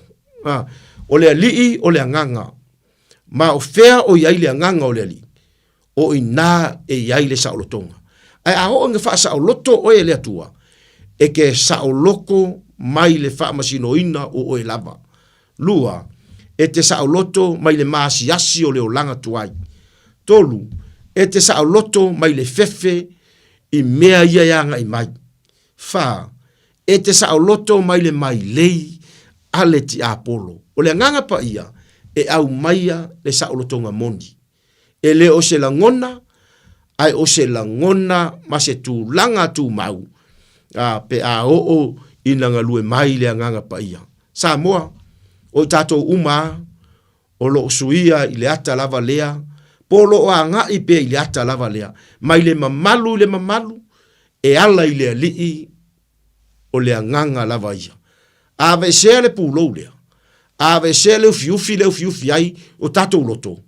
Fai mai le tala tuspa ia on tato va ai manino le I le alii. Lango kako loko kako ke va ai I le alii. Kako ke le va ai le alii o kako mata faletino nei. Tato te le va ai le alii o tato mafaufau. A tato te va ai le alii mai to tonu o tato loto. Le tio afa mai le fiong pa ia le atua amu ia e loto mama. A wala to te ilo atu le atua. A o ina nga lue mai le nganga lea Samoa ia te oe mai whaatanga ina le nganga o le atua I lau savalinga I le aso ma le aso.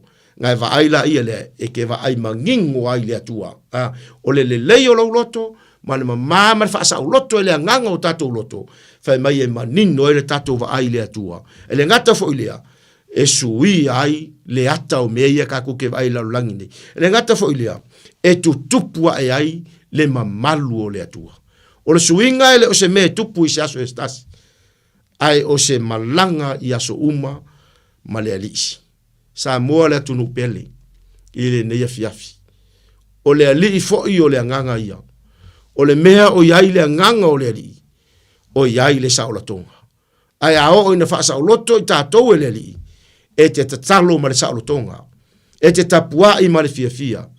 E te tautua I lou ainga ma le loto fa maoni. E te tautua I lau e kalesia ma lou loto fa maoni. E te tautua I lou nuu ma lou loto fa maoni. E te tautua I so tatou atu nuu ma I lou loto fa maoni. E le ngata fo ila e fa sa o loto o ele atua Samoa. E te ola fa maoni. E te ola ma le fa maoni. E te fa ngalo ma le loto malie. E te wha ngalo I listangata ma lo loto ua wha maliaina. Samoa lo watu nu pele le neipo e na o le atua e ave esea le ufiufi e o tatou loto.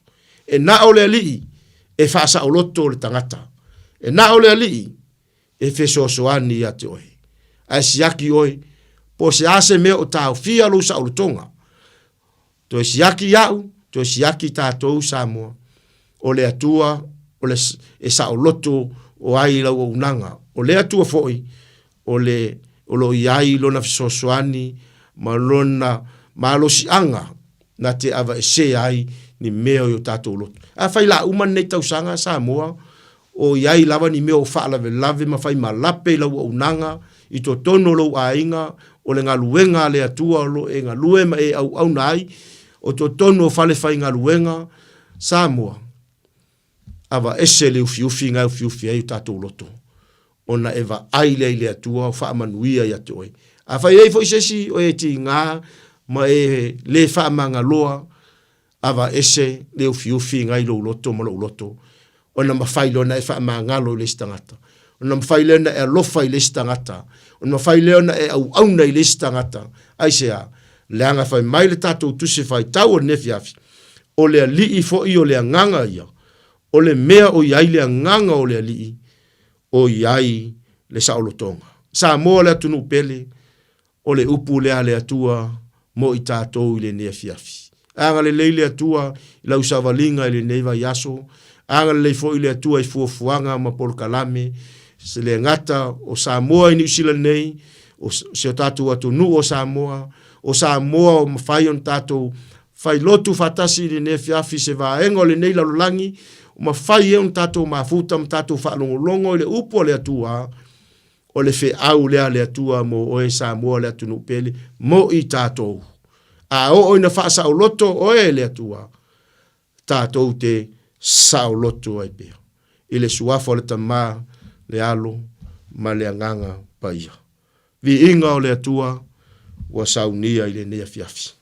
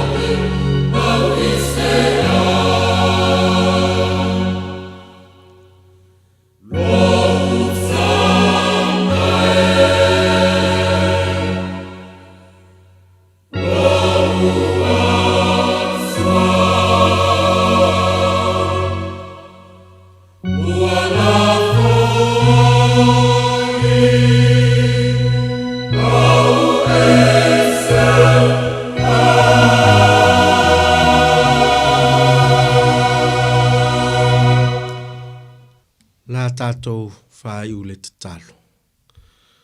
Whaftai ta mai le nea fiafi. Ngana o awanoa. Ma whai ai o na mātou tapua i atu i ate oe. Whaftai e te tatala ina awanoa. Whaftai o oe o le atua whesosoani. Whaftai o no nea fiafi a o mātou tapua i atu ma se o mātou atu nuu i lau o fio. Whaftai ono awanoa tāua ue whaavanoa ina. Whia lava se vaenga o le nei lalolangi. O lo o mātou whaitapua inga whaatasia tuai ma o tangata. Ele ngata o auna o lo o whaafale le malu o no lo fina ngalo le atua. O se o mātou atu nuu o Samoa. Samoa le lalolangi atua. Whaaftai tele ono le nei awanoa ue whaavanoa ina. Nei mātou avatu i ate oe le taulanga o le whaftai. O na oe te tau iai le whaftai ma le viinga. Whaftai ono nei ala leo le tio Samoa. La leo na etape na ina au wā si o mātou atu nuu. E le ngata o si o mātou atu nuu o Samoa. Ia a so se le atua o tonga. So se atu nuu lava le atua le mātou tamaa. O lo maua le awanoa i lunga le ala leo le tio Samoa. O lo le afina ngalo le atua le mātou tama. Whaftai ono le nei au nanga le atua. Te le se au ngā whamalosia ai si o mātou atu nuu. Ta ngata nuu o Samoa i le latou whafofonga i le ngata na o mātou mātua mātutua. Le latou whafofonga i le aso ma le aso. Ua whai o se mea fia i o latou loto. Le atua, ia whawhetai tele lava i lou tāpena ina o le nei au nanga le tio Samoa. E whai ma whaamanianga si o mātou atu nu. Whawhetai le atua na mātou tamā i lau upu na mātou whaanongolongo i le nea fiafi. Whai lava ma vai la au ngā i o mātou loto. I au wale mātou savalinga i le nei tausanga. I le ngata fo i mātou whitai ai ai ma whaingata ma whawhita auli. E le iloa le tangata. Na o lau fio e te sila fia. Talo lava le atua na mātou tamā, whaftai nga lue mai o lua nganga pa ia. Moni lava ma wha mauni. A o ina e wha sa o loto e lua nganga i mātou. I mātou te sa o loto ai lava. Ai mātou te sa o loto ina ua mātou whaia lau fina ngalo. Ina ia vaasea se ufi. O whai ma poloka ai le mātou wa ai le mātou i loa tonu o oe le atua. E whai fo i me poloka ai, le whai ai o lou fina ngalo. Talo lava le atua whaftai tele le ngalue mai o lou nganga pa ia te whai loa, whamanatu si o mātou atu nuu, mai mātou uma, lou fina ngalo. Whaftai le whalotanga na saunia e lou alo Yesu Keriso, lunga o le sātau. Na maliwai na iatongi ola ina o mātou whale tonu, whamangalo ai o mātou se ia whaftai tele ta mai le nea fiasi. Whamangalo le mātou tapua inga ma le mātou ifonga. Whamangalo se o mātou atu nuu o Samoa, i mātou uma lava, Samoa i atu nuu o mamau, Samoa ma New Zealand nei. Whamangalo i mātou, te mātou te whale tonu ai. Ma mea fo i o loka ai le mātou wawa i atu i ate oe. Talo le tua whamangalo i mātou telo niso taimi e whaali ai lo fina ngalo. Ma whailo mai ai lo fina ngalo ia te mātou. Ai mātou te lei loa o na lo iaini mea o ufi ai o mātou loto. Ma ngalo ma mamase o mātou atu nu o Samoa i le toto o Yesu le li o le ola le li o le manu malo. Talo le atua whamanuia oe ia Samoa atoa o auna o e lo whafale le malu o na le moli mawina ma le launga ina lau tala le lei. Ia iai lo wanga le lei mau whaamanuianga, ia auna le ngata foile, so se fata whaitaulanga, whaamanuia lau a fio ia te ilatou. Le ala whai ma le ala usu, o lau whanau, po se o mato atunu o Samoa i whi au mga luenga o le neiva yaso, ia iai lo wanga le lei mau whaamanuianga, whanau ia o onga, ia iai o manuia ia te ilatou le atu. Le o matua matutua, e o lo mātou mafuta i lunga nei ala leo le ngata to tonu o fale to tonu o fale mai to tonu o taavale so se mea o maua mai ai le tatalo ma nei mafutanga ma nei whainga lotu wha manuia ia te i lātou maua le malosi lau wha malolonga mana i lunga ia te i lātou le atua i le nea fiafi wha manuia le atua ia te i lātou maua i loto mafatia ma le au pongisa ona le vala aua la wafio i to tonu ainga talo le atua o mātou tamā o e lava e te mātou te mā whana ai o e fo i mātou te sa o loto ai talo le atua o mātou tamā whamanuia nei ala leo whamanuia lau auna ia taito le nei pō whamanuia i one tiu te whai e le ngata i lau ngaluenga le atua lo ngalue ma tautua ai lo fina ngalo ao le ala leo le leti o Samoa lo whai ailo na whaiva le atua le mātou tamā o le au na sio mātou atunu e au ala le tautua ina sio mātou atunu a o whaafofonga i lātou i lunga nei ala leo. Mo alona malos lau wha malolonga, lau wha unga, mau wha amunianga, mo ia male whaletua ma nofua. Whamanuia le pulo nei ala leo le tio Samoa lau wha ingaluenga ia iai lo wanga le lei. Whaafiro ia mana onga uma wa le ai lava se mea i whaingatā ia te oe le atua. Talo le atua le mātou tamā, mana tua tai tanga luenga taitasi ma auna le atua komiti whaafoi so is tanga luenga le atua whaamanuia ia te i lātou o lo fofoa o lātou foi o lo fauina le manuia o lo fina ngalo le atua le mātou tamā. Talo le atua le mātou tamā ia i lunga o Samoa uma le manuia o oe le atua sili ese, le atua o Apero Amo, le atua o Isaako, le atua fo i o Iakopo, ia i lunga o Samoa uma ma le lalo langi atua. Le alofa sili ese o Yesu, le lio le ola, le lio le manu malo, ai le ngata fo ilia, o le mafutanga ma fana, le mafutanga va la lata molo nganga pa ia, pe o le matou whaalongolongo ne fiafi, whai mailau ono tā vita ia va ese mea uma, ai aua nei ava ese ina lua nganga pa ia, ma i matou langa lua nganga lea, matou te ilo ai le upumoni, lua nganga lea matou te ma fana ai, talo lava lea tua lua nganga lea te taito lua ina ai Samoa, iona tiu te whai man tāwhai oi so istangata, e a mata tu nei o lava li whawawau. Whawawau e whawawau lava. Amene, ma amene.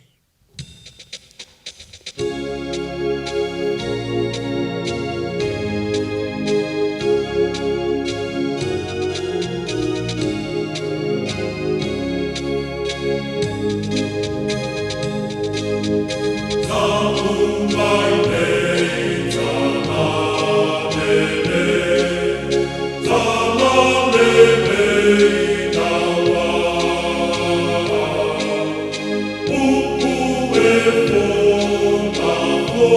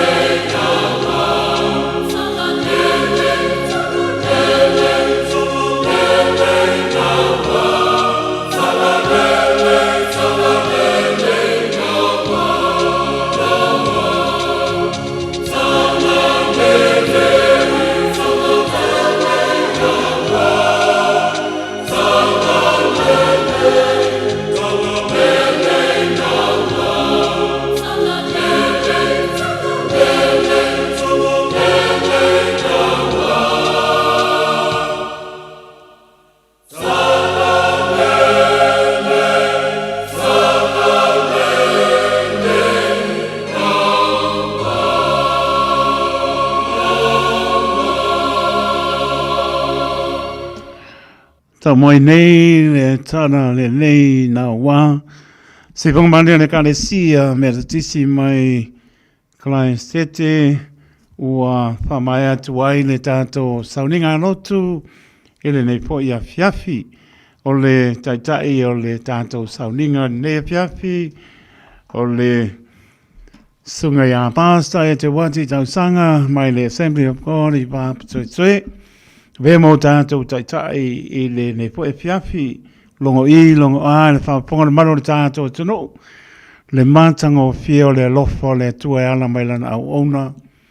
Le lama we tā pena whātina i tono mauta malawa nea fiafi e te wati le ua whāponga le malo si o tātou tunu mo whaalongo le mātango fio a fionga pa ia no tātou o tua e ala mai lau sunga nea fiafi tō matauwina ai lo tātou soifua mo lo tātou wola whāle nganga Watu wale wha malo ma wha tai lau sunga te wati tau sanga ma lor ta pena ma lor sa uni wha tai manatu i le atua malona whingalo ia meisa le wha mano ina o lo taimi le ngata leo le au whaingare venga tutofia le atua lo wha pena on wha tala ura atu iai ia lo mai lava mano o mai so ani mai moli le tala le su ke riso ia maua ni nganga mo ia malon malo watu wale pa malo ma pa tai i lau sunga ne fiafi ia mai se o le pongaina o ngaro pa ia lo tātou tua ia walama ni nganga mo ia malon malo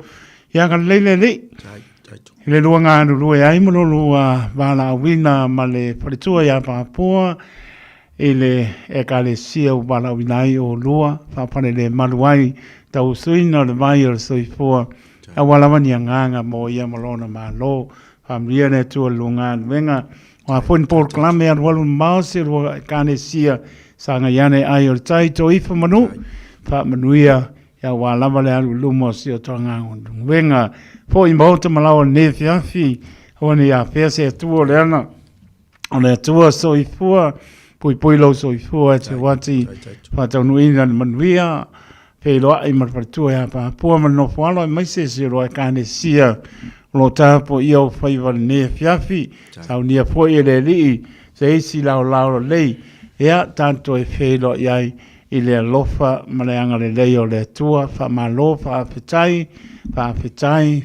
tele le manatu mai ea matu ia le nei lao lei ea mo e fo i le amanoa mo le mori ai fo i nai alo whaanga wo mai masani a mai se o nai o lua ainga ia o le ngata lea se roe ka le sia o lo tāpo ia o whaiwa i le nei a fiafi ma le nganga whaaloalo e te wati. Whaftai lau sunga lea au taito mo le awanoa i nea fiafi. Ia veia nea fiafi e whaafu i elevi inga i le tua. Nea fiafi ia e moli lava e lo whaanga ia i le au whainga luenga tofia le tua so se whata whaitaulanga. ia ono le ngaluenga fai ia ilea vaiaso ma le vaiaso Ia lava. ua lava le whangaina o lafu mamoe a le atua po i kalesia i le afionga le atua le tu fa le nganga le ngata foi lea o lau tatalo manu ia aisi o tatu watu nuu o Samoa. Ia moli foi le lo faanga ia mo sio mato na mato matua tai ia ta ele ma vai mika ma fatua tina ia ngata foi le komiti fa foi tanga luenga New Zealand ia le atua lo faanga tele lava nei fiafi ia le ngata foi le ia moli foi lo faanga ia nei matua ia lo tapu ia faiva sio tama ia tausanga ia pena ona fa ona mai mo mai Samoa ia ngata foi le ia o na yo ainga sio to lua ya tina ya eli pe fo ya ainga atoa ya malo alo faanga ya malo le tatalo ya malo fo ile tu ile atua me uma ya wa le atua ya lofa manga le mai mo le fo ya lo faanga ne tatu ainga ma wo o e uma fai on tatu mafuta nei po le tatu tapu ainga ya o atu nu I fafo so se va ainga nei ke lope o lo maua mai ai nei tatu fai nga lotu mo lo leo le nei po ia moli atu alo faanga mo o tou ia nei faanga loina ile ma faina faanga loina ne o tatou matua matutua o lo faile faiva le tapua I mal tatalo tatou faiva so se taimi ia mo moli atu alo faanga ma lo faile faiva ia ma lo tatalo ma lo le tapua ia ao ia ipea ia tatou unanga ile aso ma le aso le asa ma le asa le fola ina o le upua le atua mo le foi lo faanga se kalesia se mato e kalesia papa toe ia anga le leile ali rice ia ministry ia fa manuia le atua anga le leile atua to te fai fa aftai talo lo fatele mo to le kalesia pele ia ona mo moli le lo faanga se tato sunga li wa o ia taito ia ilana ngaluenga fai le ngata foi leo le tio Samoa ia lo faanga na taito mo la sunga ia wao ia ma lo faiva na lo tiute ma lo le tautua atunu ia u faiva ile ise me le tawia le atua o tato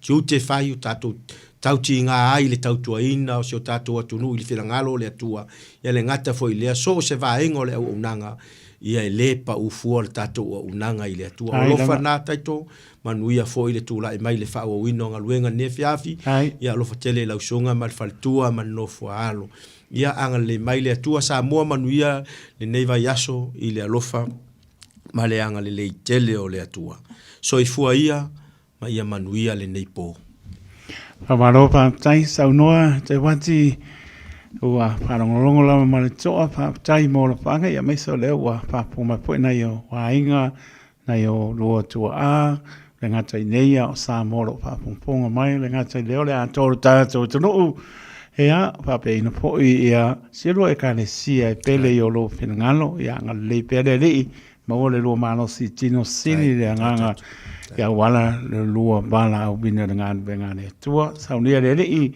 se isi lau rao le tātou e whelo ei manuia le po i atu o le atu o a lofa i le paitua ia papua ia manofo alo mo te nei ia pa soifua ia lau sunga pa sa te what soifua ia soifua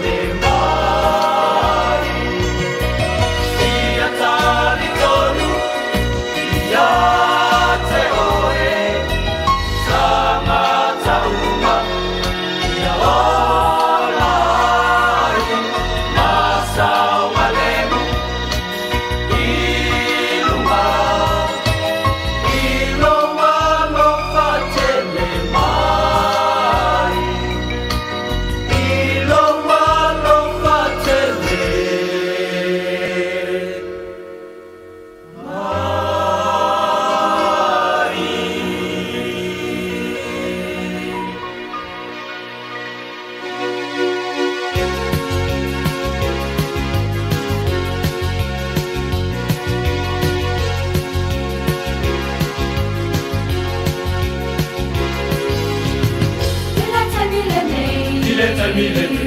Otefia fayatu. Otefia fayatu. Ileta milele. Ileta milele. Olawo Yesu. Olawo Yesu. Ileta milele. Ileta milele. Otefia fayatu. Otefia fayatu. Ileta milele. Otefia fayatu. Olawo Yesu.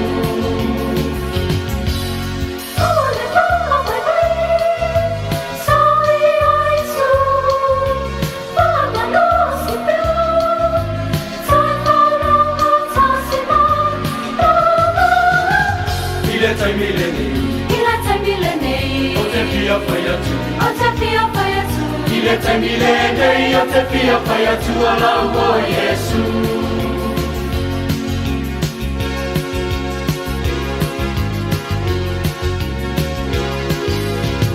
Apayele fia fia. Apayele fia fia. Besilimaya. Besilimaya. Apayele fia fia. Apayele fia fia. Sawilau Yesu. Sawilau Yesu. Apayele fia fia. Apayele fia fia. Besilimaya. Besilimaya. Apayele fia fia. Besilimaya. Sawilau Yesu.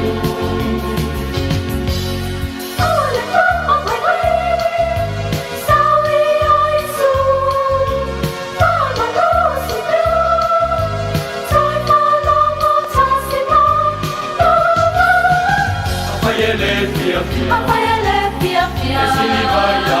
Besilimaya. Apayele fia fia. Besilimaya. Sawilau Yesu.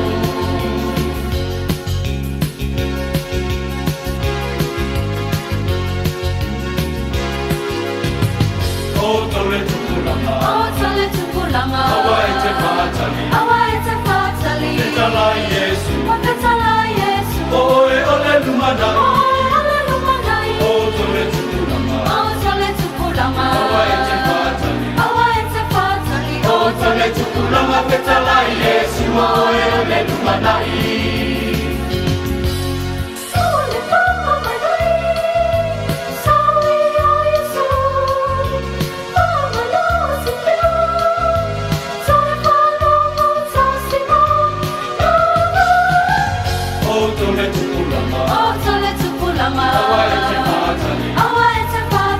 Otole tukulanga. Petala Yesu. Oe ole lumana.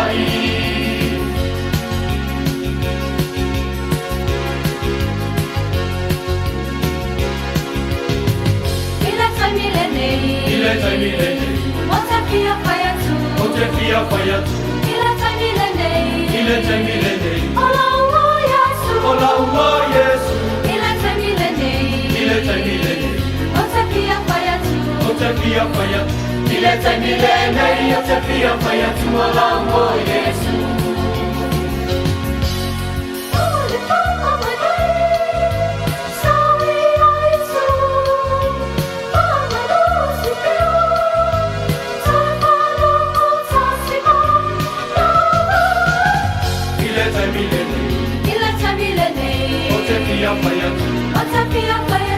Ileta milele, otefia fayatu. Olawo Yesu.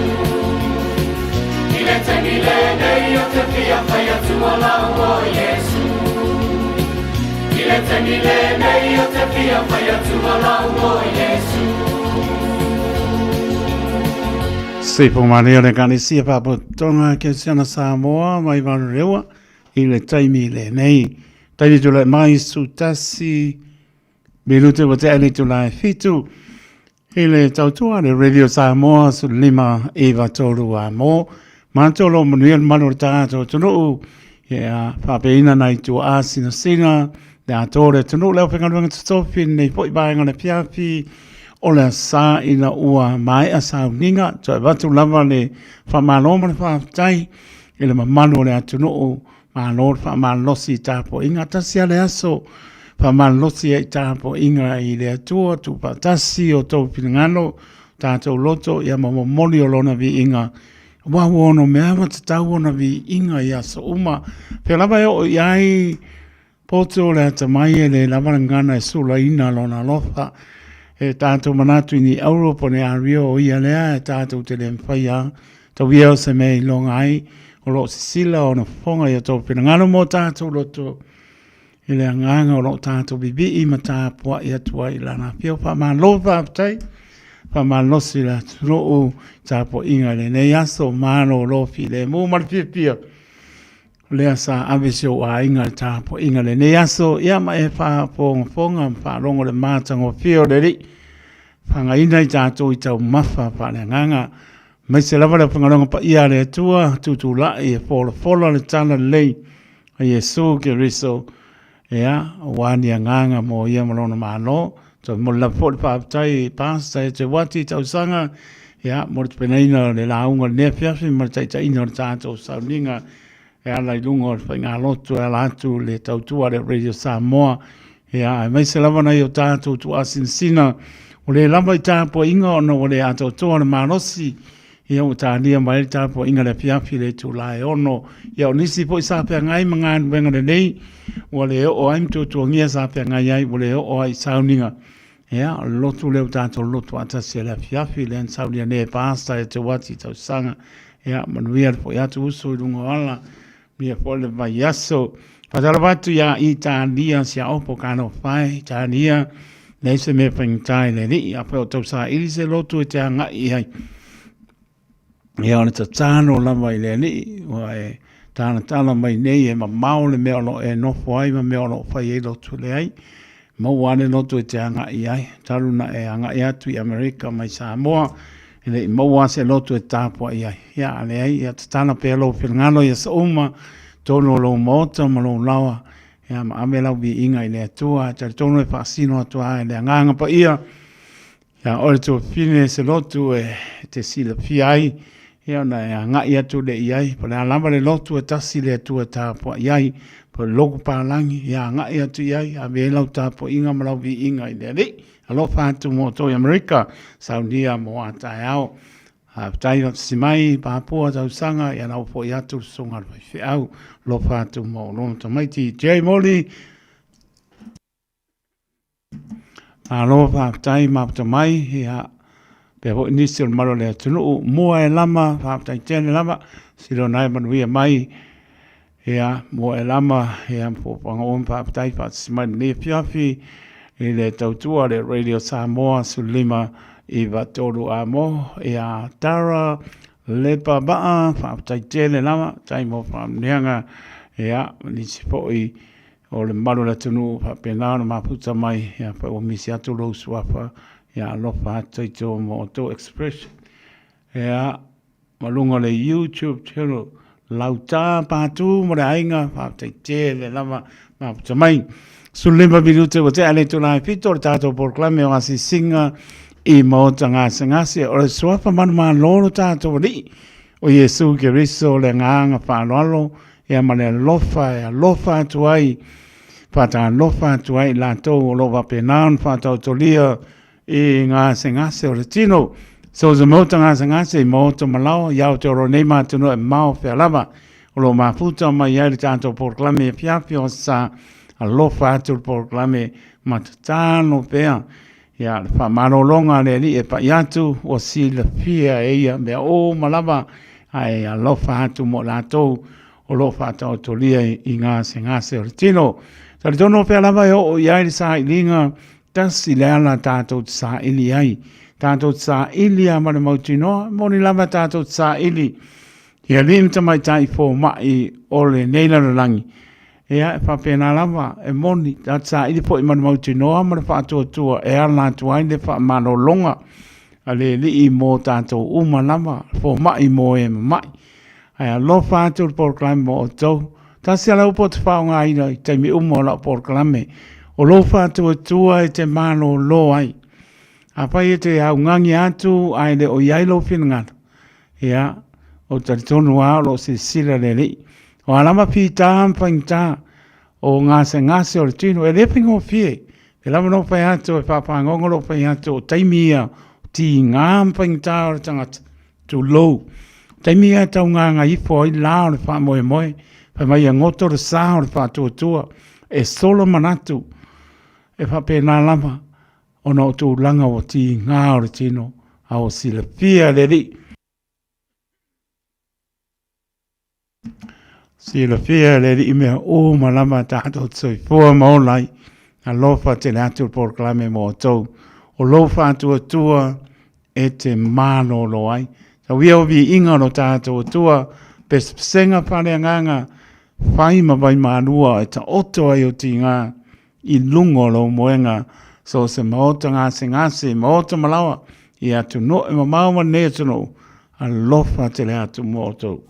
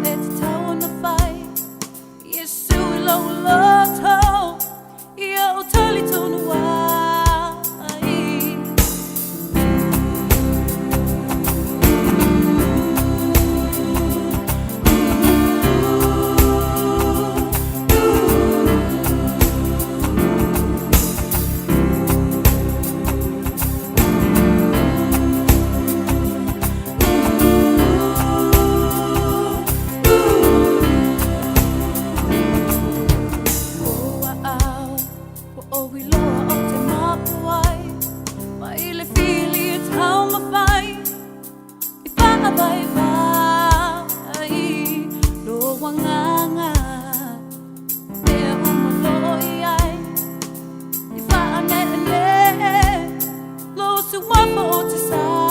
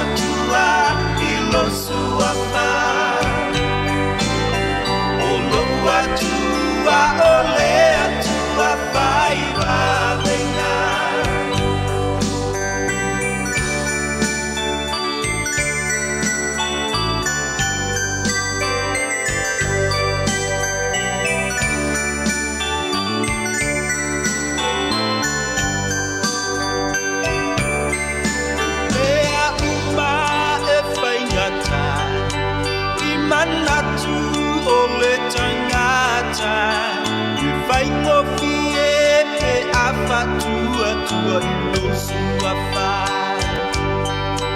o le tuina atu mea umau te popole ai o lo atua ua ia lo whamama natu mai mea uma e whaingata i manatu o le tangata e whaingofie e afatua tua i lo sua wha o le tuina atu mea uma te popole ai o lo atua ua ia lo whamama natu ai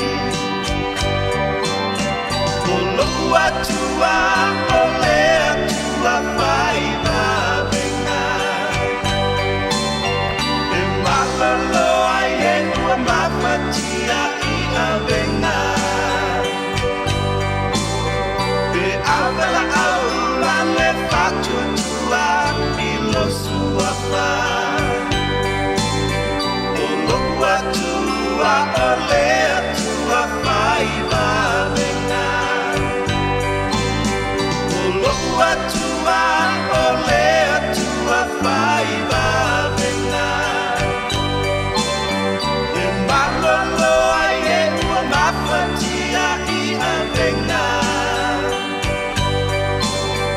e awela au ma le whatua tua i lo sua wha o lo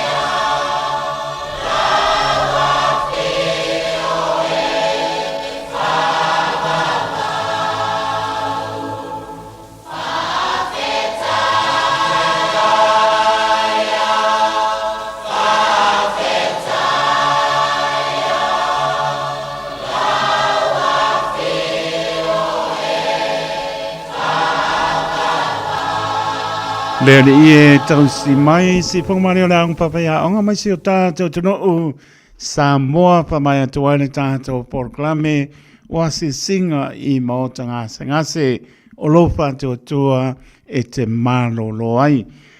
Swa ponga le tātou porklame le Samoa moa pe a tātou lia I le lofa maranga lei o lo tātou o tua lofa te le atu so si maota ngase ngase I maota manawa Iau te roneo atuno e mamao a lofa le li o foma I o foma malana pa mano longa e pa iatu pa iane pa ifo mau o tātou manosi tātou te au ngā mo ia malona pinngaro. Spuluiwa minute o na tāre o le tulai vanu. Tāre vanu o le tātou porklame toi whaolola le urua I lofa tāre tulai spulu manu malo le pomoni tau lungo leo stau tua le au na pātau waa. Ta tono manu li lau tā po inga Samoa. E ai maiso le nau o mapu atu I maota malawa tā po inga le nei aso le aspa ia o le ri. Tātou te whaanono manu pēr I lona alofa manu nanga lei. E tāni lamba le tātou au ngangi atu, tangi atu, me uma tātou te mo mia ailana so sani. Pea lava e o iale malosi, pe o iale poto mara ta mai. Tātou te pesilia I le li me uma ona manuia leo le tātou po launga. Whamanopa tai, whamanosi e tāpo inga I le so, leo whingaruenga sa Sofia le atua, whamtai tā pena, ma Lord for fola, ia walama ni a nganga mo ia molona ma Lord whamtai. Whatalwatu ia lau tā, pātū mara ainga lo mapta mai, e a whabea poi ia Aunese, Corrine, ia mara ainga lo maputa mai, whaptai tele lama, leo so ia Tin Collins, Pesel mai Amerika, ia malo, saunio tō, I le aso sā mo moa, mo o tō, ia leo o pōre mātou waso le sā, ia saun whane malu pa ia o le ri. So Felice mara ainga, ia malo whaaptai mapta mai. Nau tāna tātou leina apai o ini aso I fua, maua le awanoa, au le taina le valu, pe atu sai mara wha moe moe, au iei ni aso I fua, tōru pitu tasi lima I vatoro no mera I meli apia po linga, malungo le YouTube channel, mala au mai, tāna vano le tātou porklame, to e whaolola leudua I alofa, manuia tele lau whaasanga sa mo ne fiafi, pe labo e maputa mai ai, mai e whaapofonga mai lo whaatau waa o taitu, alofa tele atu. Wailo tusa le liso tātou munia, nea pona yalom whanau, tā penatu moa ongare, le aso ata iau, ia iaileanga leo le li pui pui lo tō wola, meo lo tō wanga ia tue I tō whalea onga, ia lofa le li pui pui ia te o tō e lefa ingo fie, tu atu na I tō mātua, ia manatua le tō upu, a lota māmaro tina, te le lua whama mai le tai au, hanu mane manuia, mai o stai pa ia onga, pa o ngale ngana whanolo, a ia manatua pēle ngana no maratasi, so I fua e ailo ta māmaro tina, me alofa le li ia I tātou, taratala noa I tātou, ia e maua, e ngoto I lo loto le tama mana teine, e o ngai matua, le asa ngā ruenga I bala awai le li ia te oe, ia le nae te mwhai ona e tala noa I lau lama ngana, po a I mai le li ia I tātou.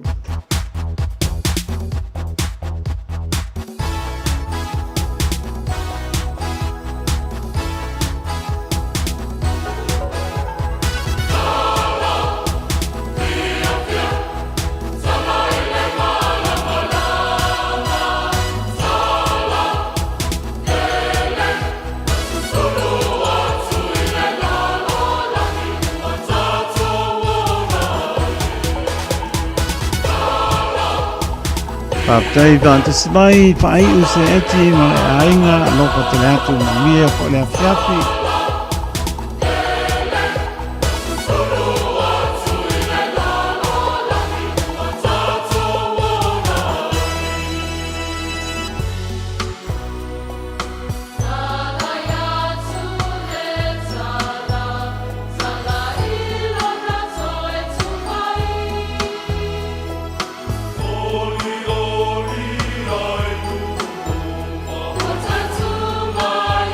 Yesu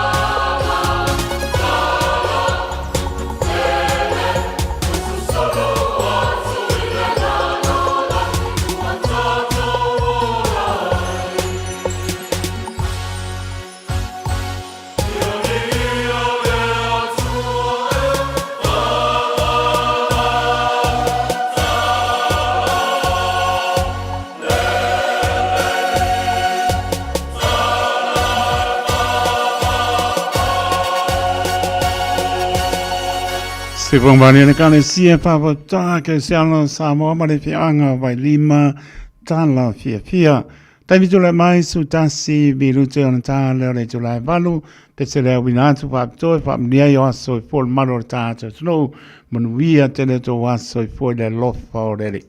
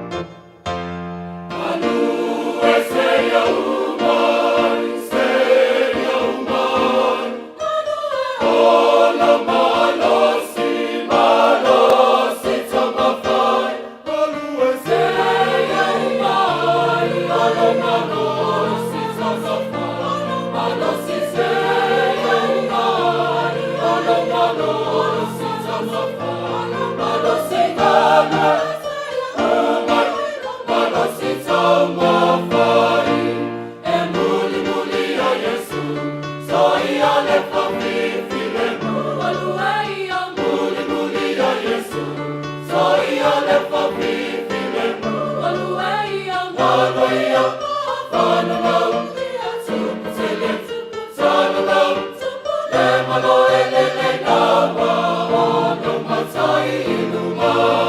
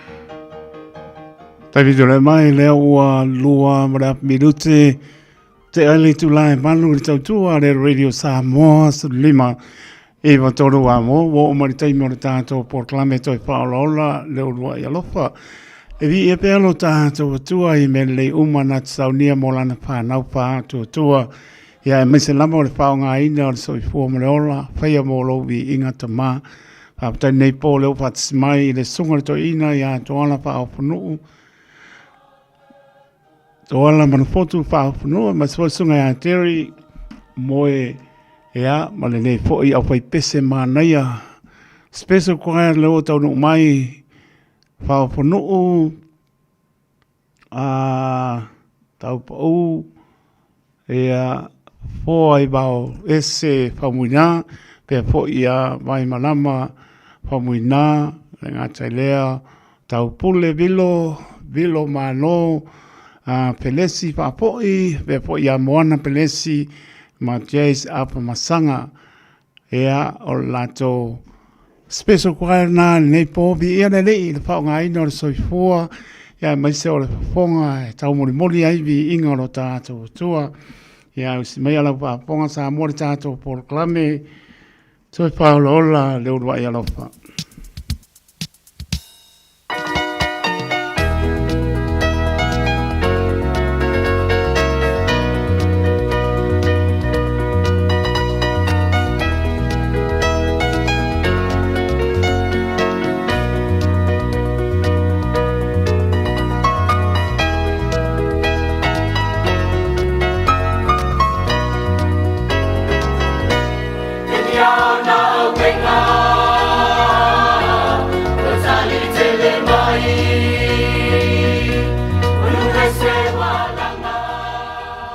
Talo falawa sa mole atu no pele. Fia lava fo ile loto le nea fi ono le nea no fa au. Wa mai fo ile tua e te mwhaiona mawai fo ile tātou mafutanga le nea fia. Ma o toi wha wina i fo ile tātou po kalame masani. O le toi wha ola le uro i alofa. Fia i lava fo ile loto e peo upo e masani ai. Lea fionga pa ia le tua vai mai a wai wha atoa ino me le atoa le tangata. Ai wha atoa e le tua me matitiva i tātou. O mea e matua le mawhai e le tangata. Ai mawhai ona o le wha atasi mai o le tua. Nene ea fia i lawa fo i le loto tari tonu o manuia. Lau tapua inga se o tātou atunu pele sa moa. Le ngata i leo pa anga masani o le tātou po kalame pe ona masani ai. Lau sila mai o fea lava se tafo le neila lo langi o lo e maua mai le tātou po kalame. Ia e taria fia ina mai oi le loto mawalalo. Ma aveo se wha manuianga mo oi. Ne tātou mafutanga o le nea fiafi. Whawhelo ia i fo ia. Ana au ona tutofi. E le whangalo inga le tapua inga na i o tātou mātua soifua mātutua. Na i o tina. Na i o tamā mātutua. I to tonu i tapua inga i maota malawa. Ia le ngata i leo tupulanga tala vau a saa mōlo mawhaiona mawale avang noa e whaafonga mai ai le nea fiafi e peila vau. O upu e masani ai a fiafi taitasi mo oiolo o iai le popole. Mo oiolo o iai le fefe le atu vale. Ai tali tonu le loto male angang. O le avea le upu folo le nea fiafi. O se vai malu e toi whaafu e sia mai ai le fia i lau loto. Malaunga ta sia i tātou i le alofa ma le fia mai le atua o le tatalo. Ina ia whamanuia tele le atua i lau tapua inga malau mai moa sila mai. I le nea fiafi whawhelo ai fo i le sunga la o ia taito. Pe ona ma wala na tiu te le nea fiafi ia talo ina ia whamanuia fo i mawha u mai le atua. Ila na auna po le fonga le tātou po kalami le sunga le toi ina le nea fiafi ia ia ili whamanuianga le atua. Ila na auna le nea fiafi ia tonu o lea ua. La suia fo i lau whafonga le nea fiafi o lea wata pena mai ia le au whai pese. Ia wase vi inga o le atua. Mama walunga i pele vi inga o le atua le nea fiafi o le au silau whafong.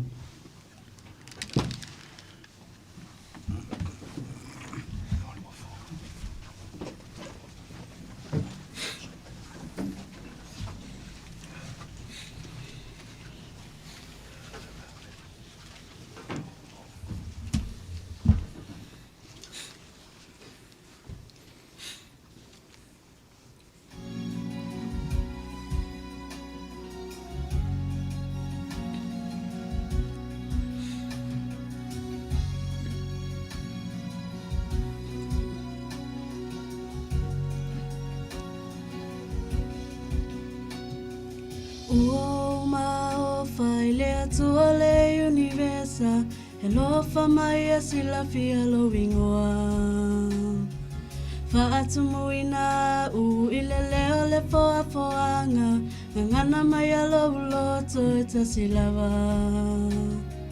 Pule o matangi mai ato e whatoa Ia whawhile mulo loto mawhatia Le tuolo au anaya le tua apera Ya kopa mai sako mai lato atali tonu O ia le mamo e malama Jerusalem Le pa ia Bethlehem misi alo utupu Matai o ia pulei le langi ma le lalo langi Le tua nalo au na ai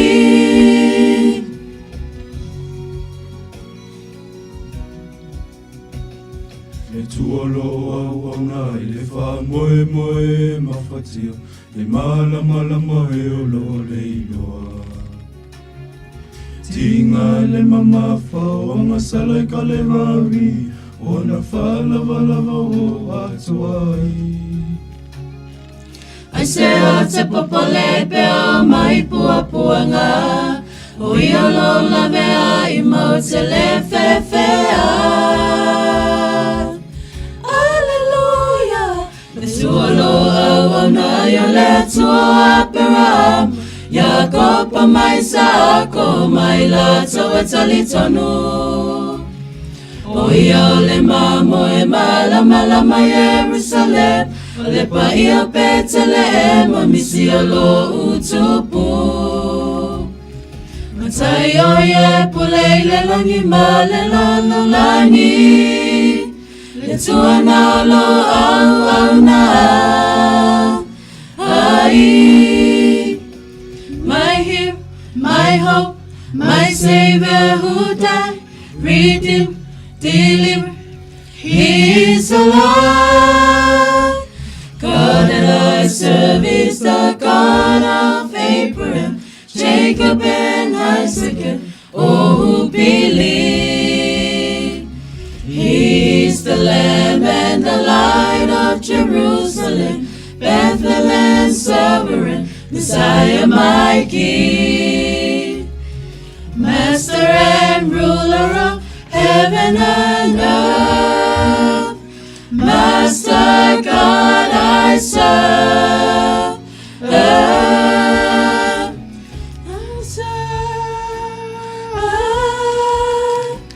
I serve, God I serve. Whaere tātou talo. Mātou ta mai o le langi. Wha mālo whaftai I lau pule I le. O lama le mālosi. Le nei awa noa. Ua mātou toe maua e whaasoa ina I lau whina ngalo. Whaftai le atua tai tonu o lo o manuia. Le tapua inga se o mātou atu nuu o Samoa. Tama whanau o se o mātou atu nuu o lo o. Mawhai ona maua mai le mātou pokalame le nei afi afi. Le atua e maofau mātou lotu. O upo la o fionga o le atua oe o le lata mai mo I mātou. E le mamao lau alofa. E te sila ma e alofa mai o le alofa e whaavavau. E te alofa mai e mo I mātou. Whaaftai a wao oe o le atua o le universe. O oe o le tupu o le atua e ifo uma I aitanga ta umo le nei lalolangi. Ma tau lau le lei sili ese. O oe o le awala mai e le manuia. O lo oe o lo o mawhai ona mātou maua le malosi. Mangau I oe I mātou I so se vaenga I whaiva mati ute. Le ngata I leo le tapua inga na I o mātou. Mātua soifua mātutua. I tutonu o maota malawa. Tonu o lo o manuia I lātou umalawa I lau tau sing. Talo I le mawhai ona tula fo ina I lātou o lo o mai moa mai maota ngase. Te talo o le wala au alofa lau o fio. I lātou umo e tinga ina mamawhatia I aveng. O lau o fio lava e malolo ai mātou. Whamunia I po kalame le nea fiafi. Whau ulau o fionga avea o se alawa I manino. E whaasusulu mai ai. Le malama sili. Ha o iai sa atani mana au. Le whaapongi sa indo le nela lolangi. Ai mātou te talitonu. O lau a mio tonu malau ato.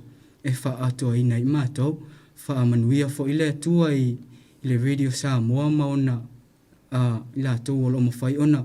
Ti utei I lea vaengo a wala wa se whaamanuianga mo so mātou atu nuu o Samoa. whaamangalo i mātou, whaaftai Yesu i lau whaafafonga mai. Amen.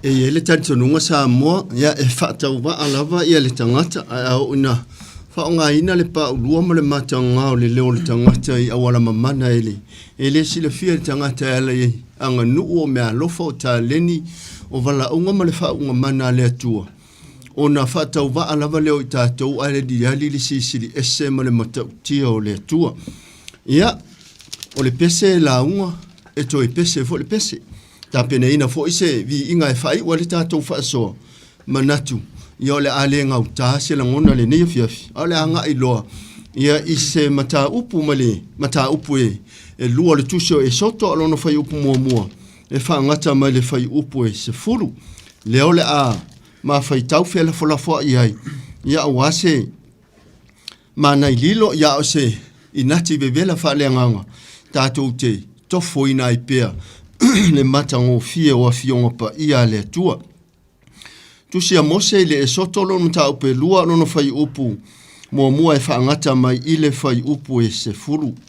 Ia ole a whapena ona fai tau fia lafo iai. Ole whatomu wanga o mta upu le lua ua whanau mai mose ua whaasauina e le afafine o farao. Ua whanau mai mose ua whaasauina e le afafine o farao.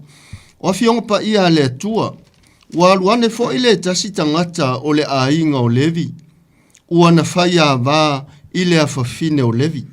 Ona tole o le fafine, ua whanau mai le tama tane, ua ia ilo o ia ua la lelei, ona ia nā lava lea ia te ia i masina e tolu.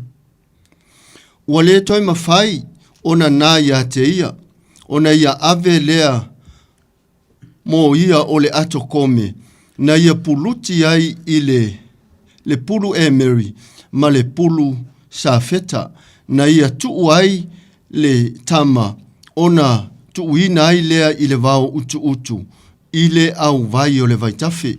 Ha ua tu mama o atu lona tua fafine, ina ia i loa pe i u ina whape fea o ia. Ona alu ifo lea o le afafine o farao, e ta ele i le vaitafe, o sava vali ane fo ilo na ngā luteine ile au vai o le vaitafe. Ua iloa atu e ia le ato o lo o ile vau utu. O na au atu le e ia o lana au na fafine na te au maia. Ua ia te tala ina, ua iloa ile tama whauta foi, ua tangi le tama. O na lofa le iai, ua whape ane, o so le whanau o sa e peru le nei.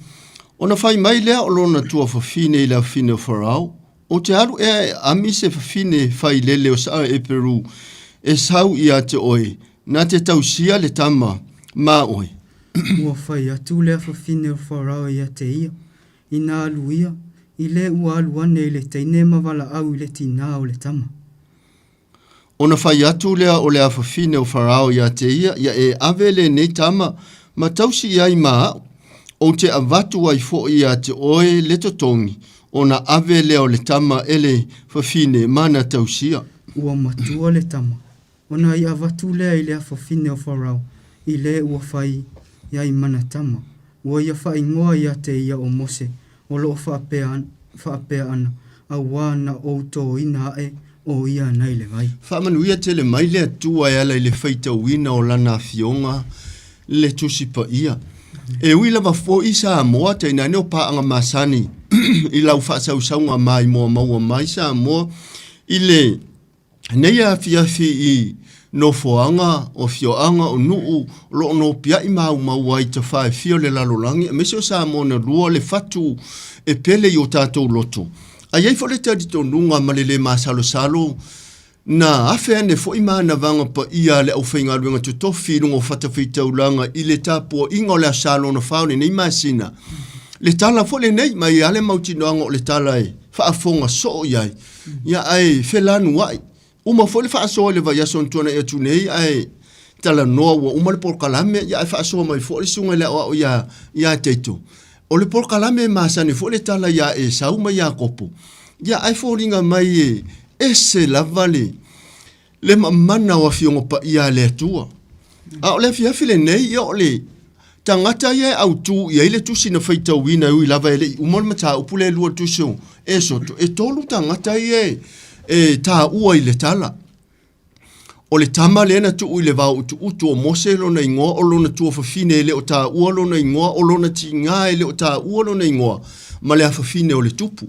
Fatasi ai malengalu teine ale tupu leana ale afine o le tupu leana nga iatu fa malu ya ai na mua lava taule le va ai le afine o farao ile le ato leo lo tafea mai mana tua fo yo se tasi leo vai tafetele i totonu ai kupito eta uole naila a le ata le o tato va ai pe atu tu mai le si o manga o le tina ya wau se tama i se pepe mea. A o le fai mai, wale ma fai ona toe vau ia ona na tia le tama. Ai fai mai le fai matalanga le pe ona fai tauina nai fai upu ia se fulu. A ona ete mai moi lau tuspa ia le nea fiafi. Fai mai matua la le ia le tama. Tu mai la le so sa iete ma le se o manga o e le tina e pele ia te o e lau whanau. Ai mai se lava se a inga fatu a maua se atali ima se afine ai tupu ai le tala le pe o le tala ya mose le anga o le o matua mata ita le tula fono i se tamatane e pe o ne yele tula fono i totonu ai kupito le la o manatu le tina o le tama mose wale mafai ona na tia la na tama o lima lava na whaafailele ile atali ile o tolu masina o a awa lofa fo iyo le tina na ia la langa ina le ato le ata uo le ato komi o na tuule e yola na tama fika faale mafau sa moa ile te leo alu toto tu lou le ngutu ma le afi o le ai whana nau matati ai whapena lava si o manga le uia le o tia ia ai na fata oto atu i tonu le ako komei au tafole na ila le vai tafe ai kupito ma fata fea ma natu e tu umai ile se o manga o tatou ainga pe a tupu i se me whapea pe ta ile u loa ile ngangana le tu stala o mose po le ale mai le vale na tu uai mose i tonu le o le ato komele na la langa ina ma manuina e lona tina ma fata fea ai afe i foloale le ta e lenga ata mai ta i tau pou ia ma le afafine o le tupu fai mai a o tu uina le tina mo se i tono le ato ma fatafia ala e tu lona tua afafine ma mata i le vaenga leo o fai e lona tina o le tu uina o lona tua ngane ma natu i ai e le fai ngofia fo le tua fina o mo se le ata lea ata tua na i fo le tatu tala e whaapupu pe ona fai tau ina e le i loa e ngā lukteine a le afafine o le tupu, po le afafine o farao. O le afafine au farao na ia i loa le ato le i au tafa o le neila. O lo ta fea mai ai. Au se tasi leo vai tafe matua a ave, ma longo a tala. E le mawhai ona so sofa ina tu rou se whaamtalanga. E lau tele, e maalosi. A o le ala le na tu o i le tinai au tafa o le vai. Ina ia awane i whaanati nati le ta fea ma ono tupu se vaenga. Ile ato lea ena tuu i au tafa. Tuu ama le loto e le o yairo na langonai. Tuu la ne tama ma whaatafia. O le ua maua mai le tama.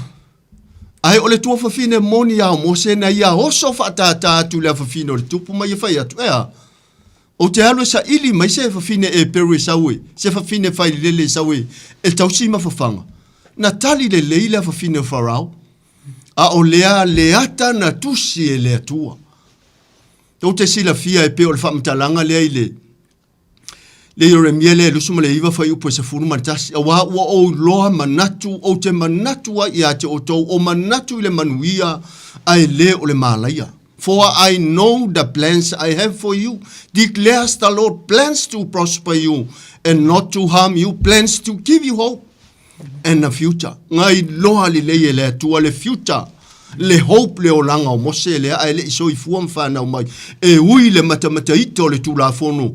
A whanau se urua i tamatane. Fasi o tia. A le fuafuanga na whaasau ina i le tua. Le alau a sau le tina alu non tua whawhine a ami. fuafuanga le atua e se le fai ngofie. Au le famele tau fai unga le tusi fai tau, ua fai atu le fafino farao. Sa ua alu e tau si le tama lea. Amatua, ona e toi saule mo moli mai ai auto tongi i ate oi. Ua matua mose. Sui la lau fai tau le fai upos, lau fai afonga sa mo, le fai upos furu lua, a su tasi, se furu lua ma le suma toru, fai afonga la leo la a fai tau ina, le uso a una nei ia, le fai upu le so mai su tasi, se furu lua ma le suma le toru, e manuia ati le mtato malama le si o manga, o le taimina tu ua ye mose ua matua le afafino farao, na fai mo na step mam. Usi lau fai afonga le fai upos furu tasi ma le suma le lua. Ua o ina pōna matua ai mose, o na alu atu le o ia i ona uso. Ua nawa ai atu fo'i a la tau awenga mamafa. Ua ia i loa fo'i le tangata ai kupito, ua fasi le tangata sa e Peru, o solo na au uso. Ua ia whewawa ai ai le ai tu ma le ai tu. Ua i loa e ia le ai se tangata ona fasi lea e ia le ai kupito. Ma ua na tia i leo neona. Lefa mai, le fa matalanga ile ngangana le tuspa ia le fa ipo suma le tasi ua o iona po na matua ai mose ona fa atanga le ilona step mam le la fino farao e alu e asi ia ona usu au le tala mana ia le ewa e ui lava le si manga le fa sauina mai o mose le atua au le e alu atu le ala fa me alu atu o la fai mai le misa ile awala o le misa le tangata ai kupito ma le tangata e Peru. Wale tūla mose i le tu e tau na vau ia ai ma whaano file mule misa. A wala tu au le tangata e Peru. Muri ane whamai wa ia fasi oti le tangata e Peru. Matanu le one. Whamai leo le whai upo e sumare toru to e whaafonga i la awhai tau ina whai upo e sumare toru. O na alu atu le o ia i le aso ata e au. Whauta, o tangata sa e Peru e to o luolo o femi sai. O na whai atu le o ia i le uasese. Se a ele mea e te fasi ai i le lua te toa lua. Mare sumare wha. O na whai mai le o ia. O ai e ana tō fia mai o e whai maa li ima wha masino i a te imatou. O e manatu e a e fasioti i a te au. Whaapei o na e fasioti le ai kupito. O na fefe ai le o mose ua whaapea ana. E fmoni lava ua i loa lea mea. Le ua tātou wawa aisa moa. Umana tanu le tangata i le aso ua tuanai. Fasioti e mose, wa au tangata o e Peru, wa o i o le sa e Peru. Ai fasioti tangata ai kupito ma tanu i le one. Ai tongo maalama o le aso fau, e alu atu. O le misa mai tangata e to o rua. Ai whamai ua ia au le tangata le sa o tangata e Peru. O na whamai leo le tala le isi tangata e Peru. O ai o e te whai ai mawha masino. Oi wa e manatu ea, e te fasioti i a te au peona e whaia le tangata nafi. Te ilo ma mose, ma sola loa mose. Lala lea na sola ai mose, ma ia nofo loa i miti ana, i lungo le vai eli. Ma feta ia i ma le afino i e tero, le tamaitai o se pora. Ia ma whana wina ailo na tali i ulumatua o Keresoma, o le wingo le upu Keresoma, wa o au mau inu ese. E fōringa mai le ata o le tala e ui ai vai inga o mose, ma le nā tura se na o iai mose. Ai ale paolo na ufitia ai o le whaamarmalunga le atua. E se le tā ua o le mai moanga ma le vainga le ua tātou wo o iai. Tātou vava aila i le peona o tā ua i le tātou whaasoa i le vai aso ua tuanai. Le mata upu murimule o le tusi lea o le teuton nome o lona ta upu mule toru suma le wha. A o lona whai upu e 5, ono fitu ma le whai upu e 8. Se i tātou to e tepa lava, ta atia le tūlanga o le ua uma o na whaasauina mai lungo le naila, tau sia i awala mamana le atua i lona lava tina moni, ma lona tua whawhine moni na alu sa ili mai se tina, e tausi le tama le ana, ta whea mai le atokome. A o lena o tā ua le tātou whaasoa le vai aso ntuane e atu nei. Whaafonga o te whaitawina le whai upo e 5, ma le whai upo e 1, ma le whai upo e 7. O na whaitawina le teri whai upo mulimuli e 8. O le mata upo mulimuli le o tuso o teuto nome e tōtsu ma le whaole au whaitawina le soi fua matua o mose le ala o tātou wo o iai. Whai upo e 5, 1, ma le 7, o le teuto nome e tōtsu ma le wha. O a fionga pa ia le atua. Wa oti fo i mose. le au na a Yehova i le mea i le nu o Moapi. E pe ona fetalai mai ai Yehova, ono o ia tanu fo ia te ia i le manu i le nu o Moapi. E whaafea ngai ma pete pe ora, ai le iloa se tasilo na tuunga mau, ua o mai lava i le aso nei, fitu, ua oti fo i mose ina ua se lau, ma le lua se furu o na tausanga, e le i pua oa o na mata, e le i mavae fo i lo na malosi, whaafonga lani whai upu e valu. Ua whetā ngisi fo ile whanaunga Israelu ia Mose, ele launga tasi o Moapi, i aso e tolu se fulu, ona atoa i leo aso na whetā ngisi, ma whaanoa ai ia Mose. Pe ona o tā ua le tātou whaasoa, pa anga le toi whaola le rua ia lofa, o ta mama o tina so i fua mātutua o e turi te tau mai pia le tātou whaasoa, ta inane o le au whainga ruenga to tofia le atua i whata whaitaulanga ese, o lo o atu i eile nei por kalame ia so sāte i tasi. Nisi mauta ngase, nisi fale pui, e maise foi o tupulanga tala vauma nisi o lo i ai mai wha umi mai tū mau, ma mana onga wha apitoa le tino. Walau na o toi au maia le muta anga o le soifua Mose, se lau lua se furu tausanga o Mose, ai tu ma lope usuia le fono o Mose. Ai whamaile ngangana le tuspa ia, e le i pua oa le va aia Mose, e le i mawai fo ilo na malosi. Sa tala no ina le tātou whaasoa le vai ason tuana ea tu nei, ia isa ako na mafua ai ona, na saole ai kia Rebeka, ilo na tali ila titi leo Yakopo. E ui ia ole manatu o isa ako la hena te ilo ole leo o Yakopo. Ai whamai, na ia whamanuia lava ilo na tali. So mai se iok tango at. Ai whamai ia ua pua oa leva aia isa ako.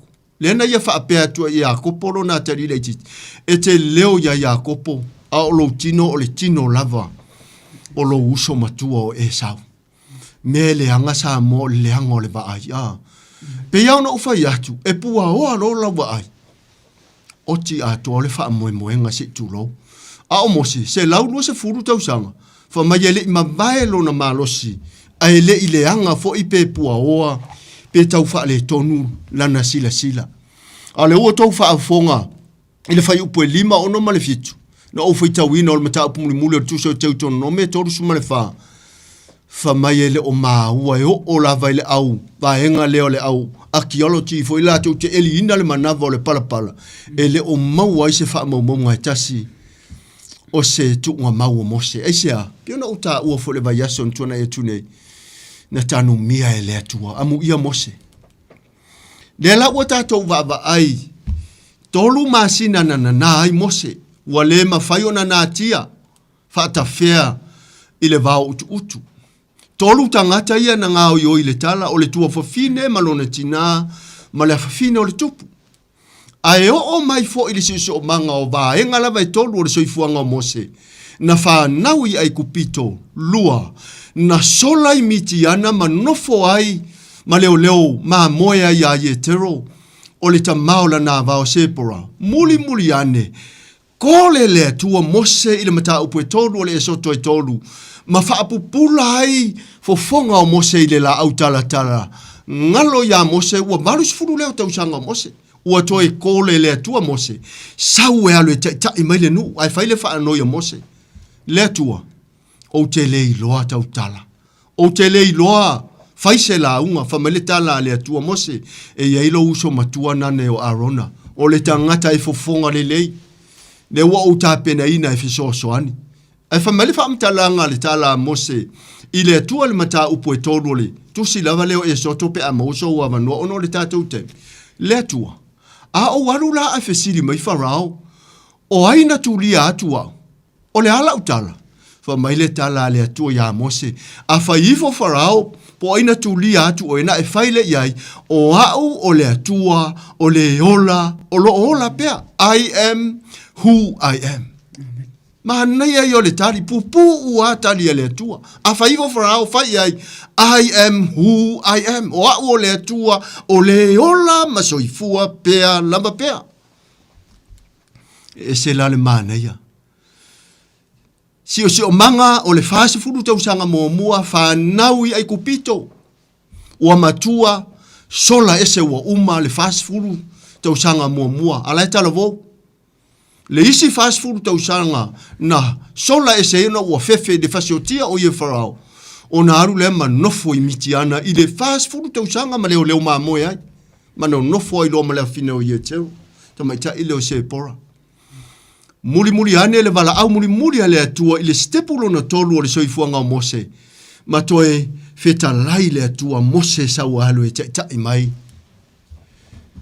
la ufianga inga la uatali i uru matua o la hefa polonga ina i lima sa wao farao e ui ala i lu tau mai fōringa mai i le sitepu o Mose o le tangata fasi o tangata ai o le atua e le tutusa ma le vava ai a le tangata pe a fai foi o au se tangata fasi o tangata ai si le fia ue nisi o le mai moa mai o au e fia tau sanga ana loka le fale pui pui tātou te ofo mai e ofo le fefe e ofo le aru tala no ma le tuspa ia la na fale pui pui tau te si le fia o le va ai na tātou ai a fai na sala moa ia i tangata ma toi fuli i le lalolangi ma sarenta atu i le lalolangi ma fai i le atua ma le wha maoni i se vai ngā taimi o totoi o le soifuanga o le meana i le iloa i le tangata ai sea langa o tātou e va ai fafu a o le atua e sila i le loto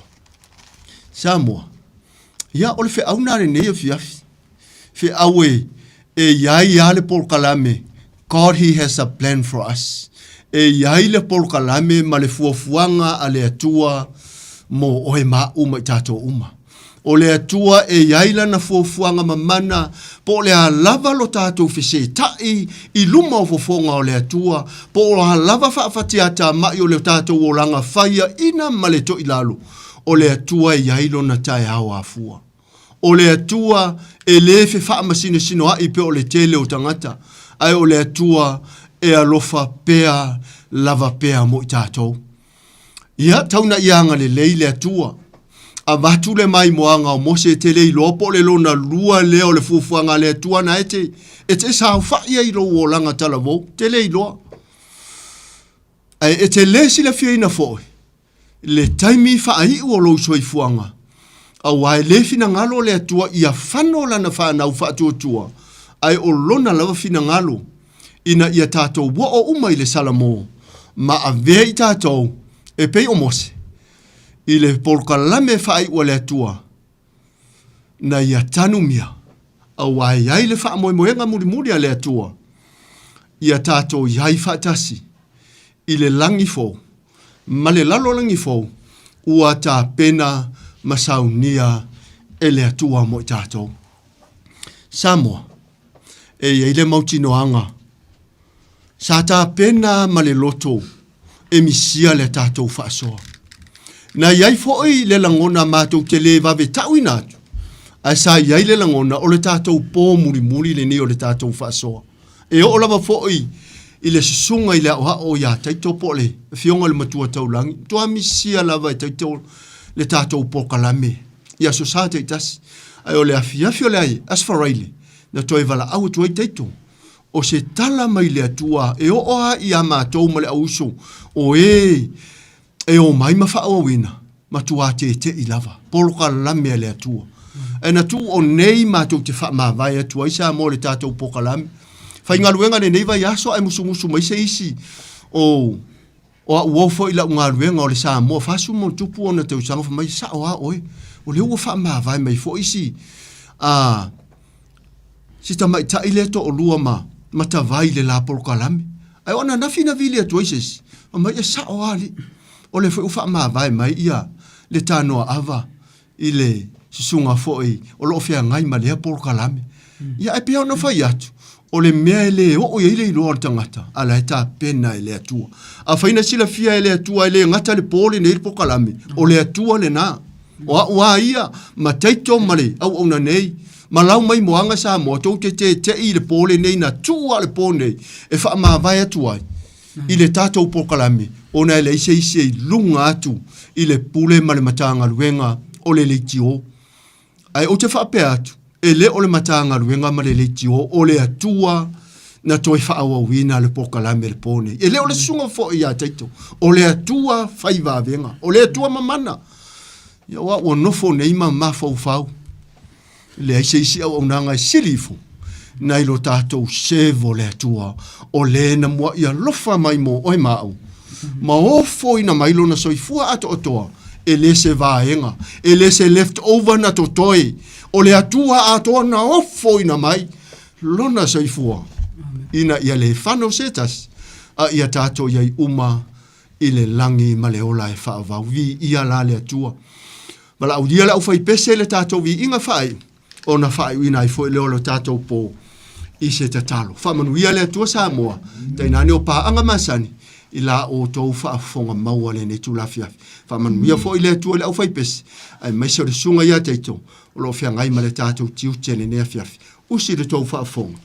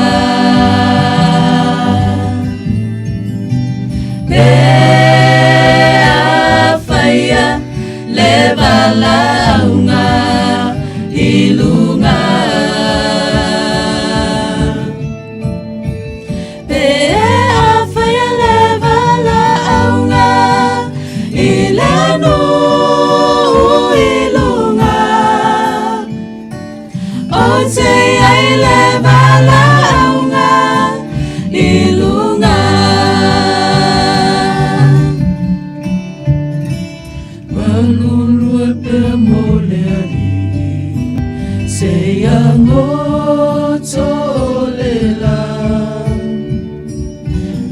tautalangi a pelona alofa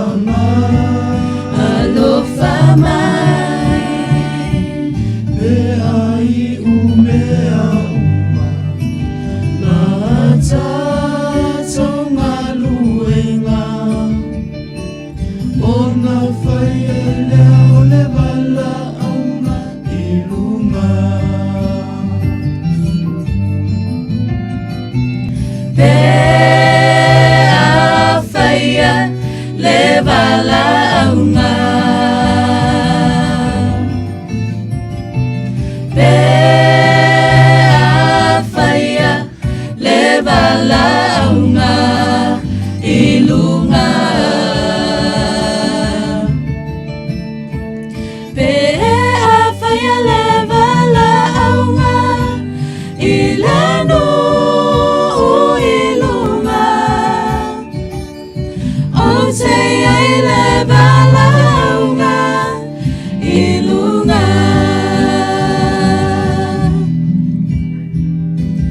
o te ai le wala aunga ilunga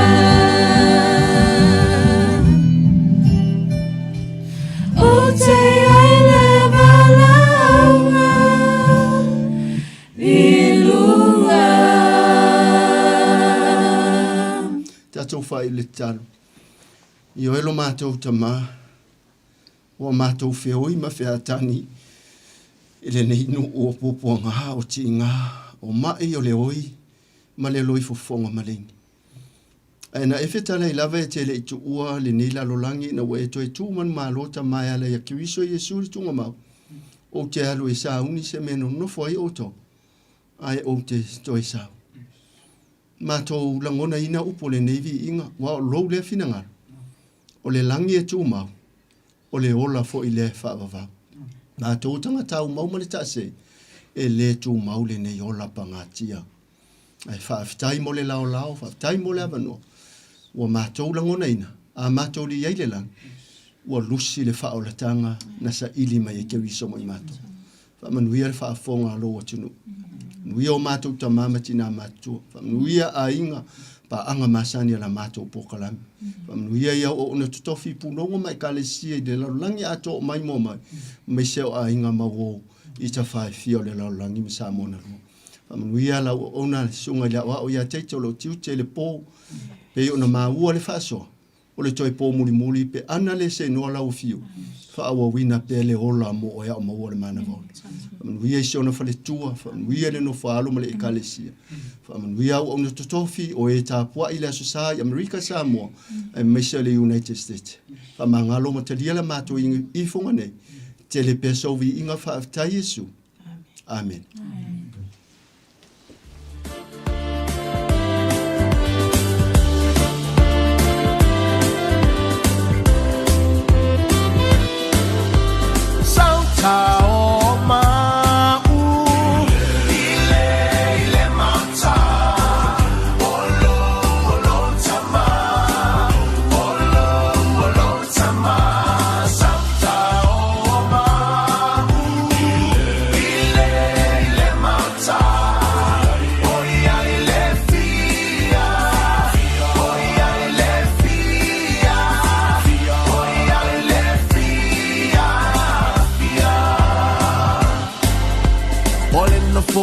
Fio le tala le lei Salta o ai nei Olena foa fio le tala le lei Salta o ai nei Alleluia Olena foa fio le tala le lei Salta o ai nei Salta o ai nei Ele alo ai se tangata whaia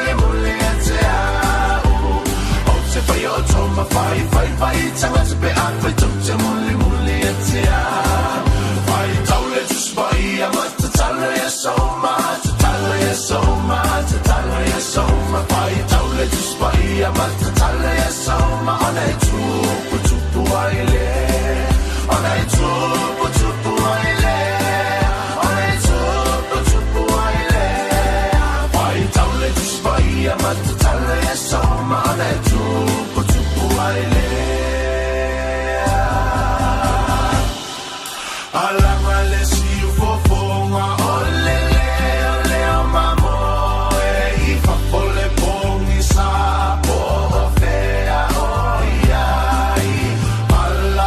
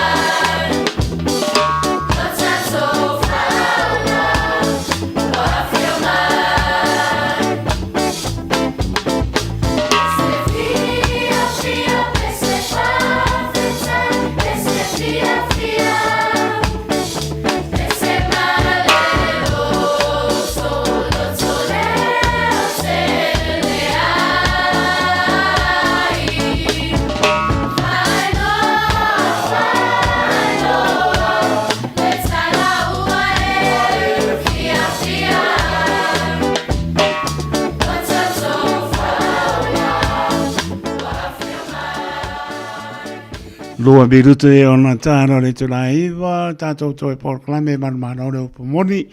Moni pa maloma pa tai sunga to ina ya to ala man potu pa pono. E a pa pe po sunga Terry moe tu loma. E a mai se le special kwa nei po mi ia le. Matango pie ia si ponga ra pa pese. E a mai se lama le o ina le soi fo mo le ola mo i malon pingalo. Fa fo ina fa fo no tapa au a pe po ia fo ai ba ese famuina vai malama famuina pe po ia taupule bilo malo pelesi pa po i moana pelesi e a machais a masanga ole pe pese na nei po vi ere ma tango fe po swingal po kamel nei po le anga mai tala mai au halom pa nau po e kane si o longa nui ai po i ale sunga to ina ya to ala man fotu fa no pe po sunga to ina ya Terry moe to loma batu pa manoma fa tai tene lama sunga to ina ya mai se ya pe la ona sa no sunga to ina sa va pe po muli nei po klame ya vi i ale li fa wa pe le tato po klame po sa ile anga le yo le li ele lei ane li ia sa umo ele lei ane li ia mesel fora ino le tana lei su ke reso fai ngā lotu ia fiafi ia taritonu le alofo le li mianga lava ele o sangata le alofo le li ma ai lana whanau tua ma whao ngā ino lana whanau toi mo le avanoe wha nei po klami po sa ia masanga vi ia i pēr le atua fa vau matu maulona vi inga ele au noa leo tapena mai ia le sunga ia titi sarpea marparitua ia tani ia le tato porklame manu mano de upomoni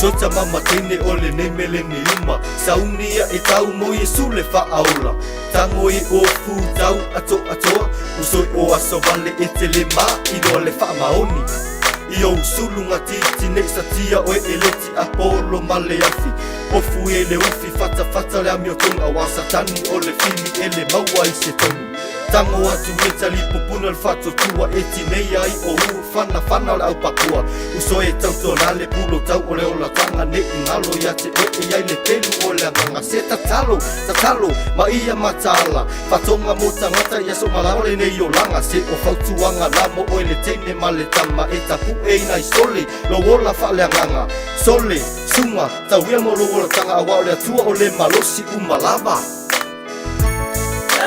Tua ua mana amai Ona fina ngalo I a tawhai Uso e tuna I mai O mai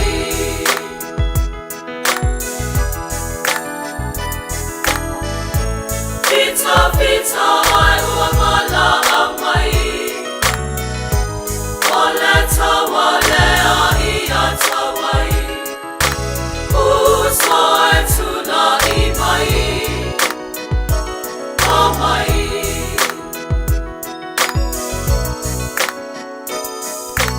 Hei o na sau I lulu na au Na wana nau Le tua ia whe au E ola o ta Ua fia wasa Hei o Yesu Mali mau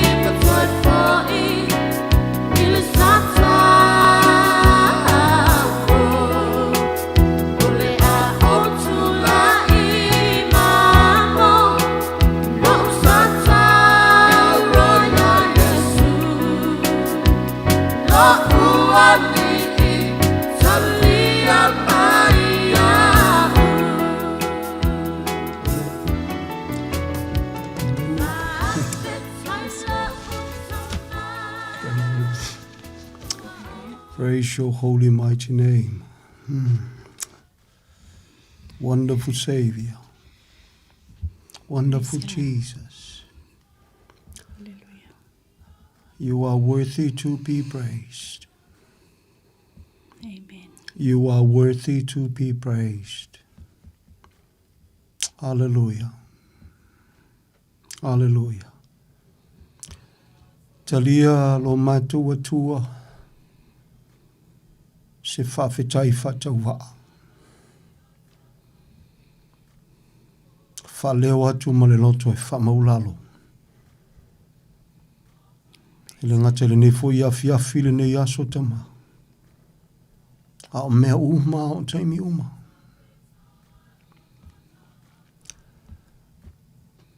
Ma lia lau a fio te lia tama se whawhetai whataua. O no le mawalunga ma le sirisiri e se o lou lava lo whatunoa. Praise God. Na whataunu ulunga o le Santa Ua. Au se whawhetai whataua a tama i lau upo lo o lau lo ngalue. Praise God. E le foi fua e whawavau I so se teimi au so se mea e tau walanga ina ai. Amen. Au se whawhetai whataua a fo I e le au noa. I loa nganga pa I o le wheso swan sili wa e fua I au tangata. O leo lo a fio te tonu o lau whanau o le whaunga mātou te malolosi ai mō lau fio. Au a wha mau whailonga ina I fo I au tangata. Au mātou wola le neo langa le tū mau. Whaftai atu e le fo I fua le nea fiafi. Amen. Lou fina ngalo alofa e whatau nua e leo le loto le tangata. Ma le mautinoa. E siri e se wala, siri e se lou lava alofa tunoa. Mo lou lava malo, mo lou lava viinga. Au whaonga ino o mātou wola whatau wa i lenga tūle neolanga. Au leo la tali. Au lofa e whalolo I o tangata I so se me o iai. Le au auna foi tama ia male. Mawhtanga sa. Te walanga ina lo alofa ina nei foi afiafi. O viinga. Lo mātou atua wanau ni au auna e whatau wa o mātou tangata. It's all about you. Amen. It's all for you. Hallelujah. Ia via o e whawawau. Malupui pui au tangata iau a o lofa I so se me o iai.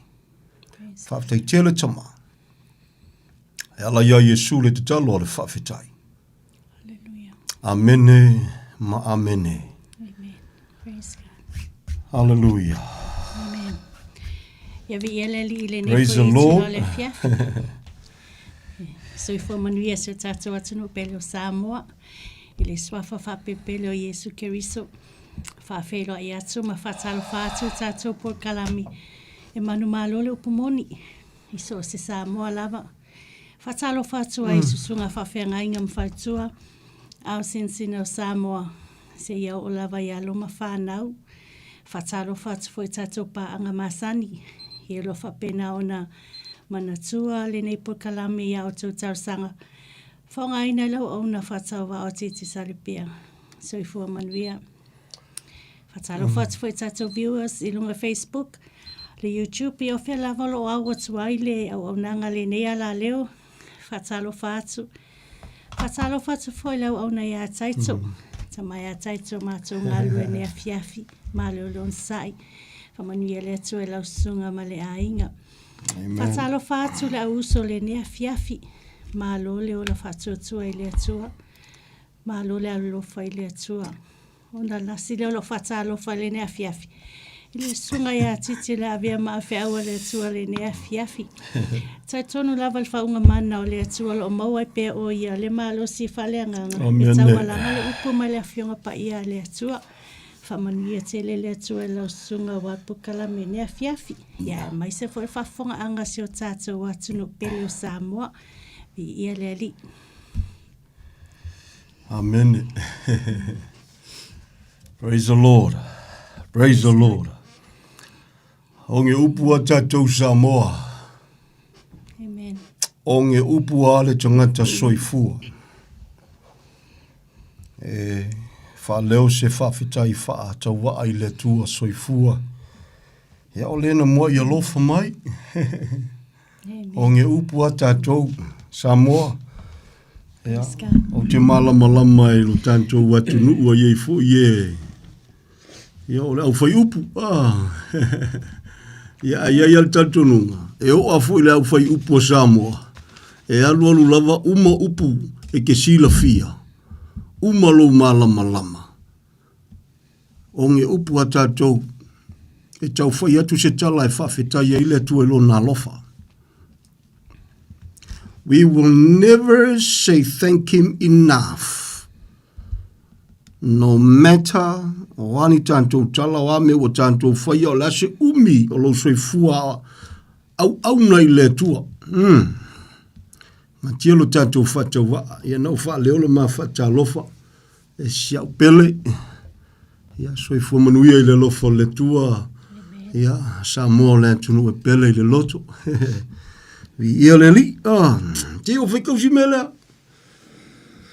Ia na te tala tui leo le avanoa. Amene. Alleluia. O le nei. A whai e tusa le alofa ua fo ina mai e le tua. Ia te i tātou antoa fo i mai lantou.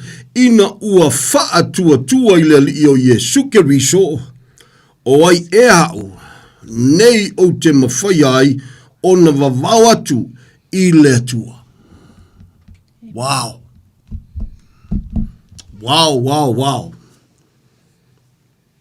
Te koe whau poku se ngi whau punga la kaulaka mai. Samoa. O le upu o le tangata Israelu na te whasanga antu ia Israelu e whaamalama i tangata Israelu. Le tua le nawe sia mai tātou mai ai kupito e angai kanana. Lele wa lofa inu wese. Wow. Whai mailo malana whantalanga. A whai wa tutusa le lofa o le tua le na tātou wa ai ele matautia. I ona wa venga. Throughout all those years. Lele wa o inu wese. Whai mai loa ma le upotanga ta Israelu a pupula mata a woi Israelu o ai au o te mawhai ono tu lai atu ma wavao le alofa o le atua ua whaasafu atu i e Samoa i ta ua nu ese whapaupau o e Samoa i ta ua o le whanaunga le to sa unoa ma se atua unoa ma se whamoemoe o le whiau. E le ngaka e whako ese whamaulalo Israelu. O le whiau fo i tu lau Samoa e whako ese ma whamaulalo iso se whailoku. E mangaku ifo o le tau lotua umalo Samoa. A waipi se i fo i lea e malu upo tangata. I e alu nei ai tu tonu o te leo whainga mea. Ia pi e whapena. Ia aia ono tātou lei mā lama. Ia wafua iana. Nga kusi ele limo, lesi kawaso. Ia folo maria se awe ke le fia mai. O le alofa o le tua le kalangoa kuai o le polka lame e manu malo le upumoni. O le alofa o le tua ia Samoa ao. Mai lava yo na ao se yo o yo na iu. Wherever you are, a whai o se Samoa. O le au mo oe. The leli. Praise the Lord. Ai ano le tātou le i mā lama. Ia o na tusia ia leo le limo o lesi kawaso. Ma kwa i le fia ia leo lesi ma whape e ama o ai leilo so le e kasi ale ke nu le ka ku ke fola wai o le ke nu o le i mā lama ma pupula o tātou matama o yo tātou loto le taunga tau le tauna wha tau o le tangata soifua. O lungo le sa taulo. Na whafonga por kalame o mawai atu, la salo mawai atu. God is moving. Samoa, e leo se vi inga o tātou. Ua whafonga ina e le tua o turi vai Samoa. Usua au no lo no manui le tua. A wase manui o Samoa. ua whaafafongaina, lau te talo, o loi mancha. Ta te le sona tau tala I se mea, ai o le whiaua tua le tua le loto o te tau tala ai. E leo se tala ingo se lotu.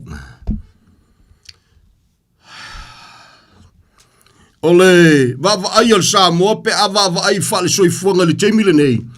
Ua ke le vave le alu o le soifuanga. O lo iai whamtalanga tuspa I e tau mwhoi e whamatala whai mai a. O le vai taimile nei ua tupu tele le malama a o lona whanonoanga e whaiku unga ma le amioleanga. O na manatua ila I o le tangata, peise I wale iaise whamoe. And it's going to be worse and worse and worse. O le a whasolo ngam kwa whale kongu ama, a kiring whale kongu. E moni I le vava aile na whale tangata. E moni Samoa I le ese se langona I nama se langona I nei. I le va aile na whale tangata. Taua no whamanatu ia Samoa. God is still the same. O le tua na vesea maisala elu mai ai kupito. Ma whaulu whale ka nana e le o liliwa ia. O ana nafi, o a taiao, se yo o le whavavau.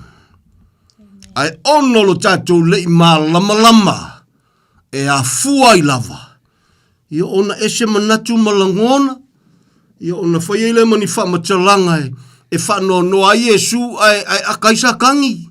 Ono lo tatou le I mā lama. Hallelujah. E whaingata tele me ngole le mā lama Samoa. Tolu fitu tasirima I tolu numero e mawhaiuna e walau mai e pē mana mia se whesoswani. Marike nese o le whalinga. Ai mana mia se whesoswani. Na whapea tu ma le loto e whamaulalo o le auna nei o lo tau sila ma whafafonga mai e whatau waa. Wa na o siau auna e whatau waa o lo uwala wina Samoa o le awa wina o le upulea. Marike nese o le whalinga. Whamaulalo le loto I le tua. E leo se vi ingo stangata. Na foi te whafafonga mai maltotoa. E le mai maua se kaimi al kako pol kalame nei. E whapea kwai o le loko a lea. Pe ka la ia kufoi o le kai ia lea. No. I'd rather spend. Taimi o te toi se malosi o te toi lungo funga. Ele nei. E whapea tua ia Samoa. Samoa. E alofa le tua ia te ohe. Whape ina tatou iloa o lungo le sa tauro. Na whaali ai. Na whataunu ai. Na sa saa mai ailo na alofa. Ina ia awa nei whano se tasi. A ia o tangata umar sa. I le salamo. O te tala no foi ma le mautinoa o le taua I le whale tino. E whale nganga. O te tautala I le whatua tua I le tua le ule upu. O te tautala I le pulenga a Keynes inga luenga whaia inga sa kangi ma le malosi o le pauliuli. In Jesus' name, sa tani, ua tusia le upo le tua mātou te taritonu ma whātua tua iai, ua e whaia ina e whavavau. Mātou te le toe valea iau tonga fiti whaia ina. Se whafafonga Samoa, via le ri. O nge upu tātou. Ae. Nā le whamawalalo lava. Ana le siau noa le lofo le tua. Nā wa te talatu tātou wa fiafi. Via le li. Fatalo fatu le nganga whaaloalo. Petala frola sunga titi maro se fu moma langi mala sunga mar faltua. So fu mo mia uso. Ya tu lovia. Ya maro fa malos. Amen. Ia pea o le winga po kalame man malo pu moli o twita nfentata no ile fa valo angalo fata no mo fa alinga sulto lu terminei. O fa longo man fe ai. Ja. Ia fa longo man fe ai lo e man la mai o lo ta no terminei o lo fa ta no terminei o le kusa o le microchips refers to the microchip. Ja. O le microchip Uma information about you, your everything about your medical records, my banking history, my luas fanga, me umala. Ole solfaringa for my limfine fata watu be fata mai pale el fa longal man fe ai. Ya moni so. Sa local konga mera la we temine lo fata o Sweden ma ya pangile taula mo le developing o menu ma kotip o le la po mena pe le tituli le fatuarisa. Yeah. Na tu scientisia le ngalunga e mela tu po fele, which is the best part of the body ko mele a famila ko kari the hand or the forehead, exactly what the Bible said. Yeah.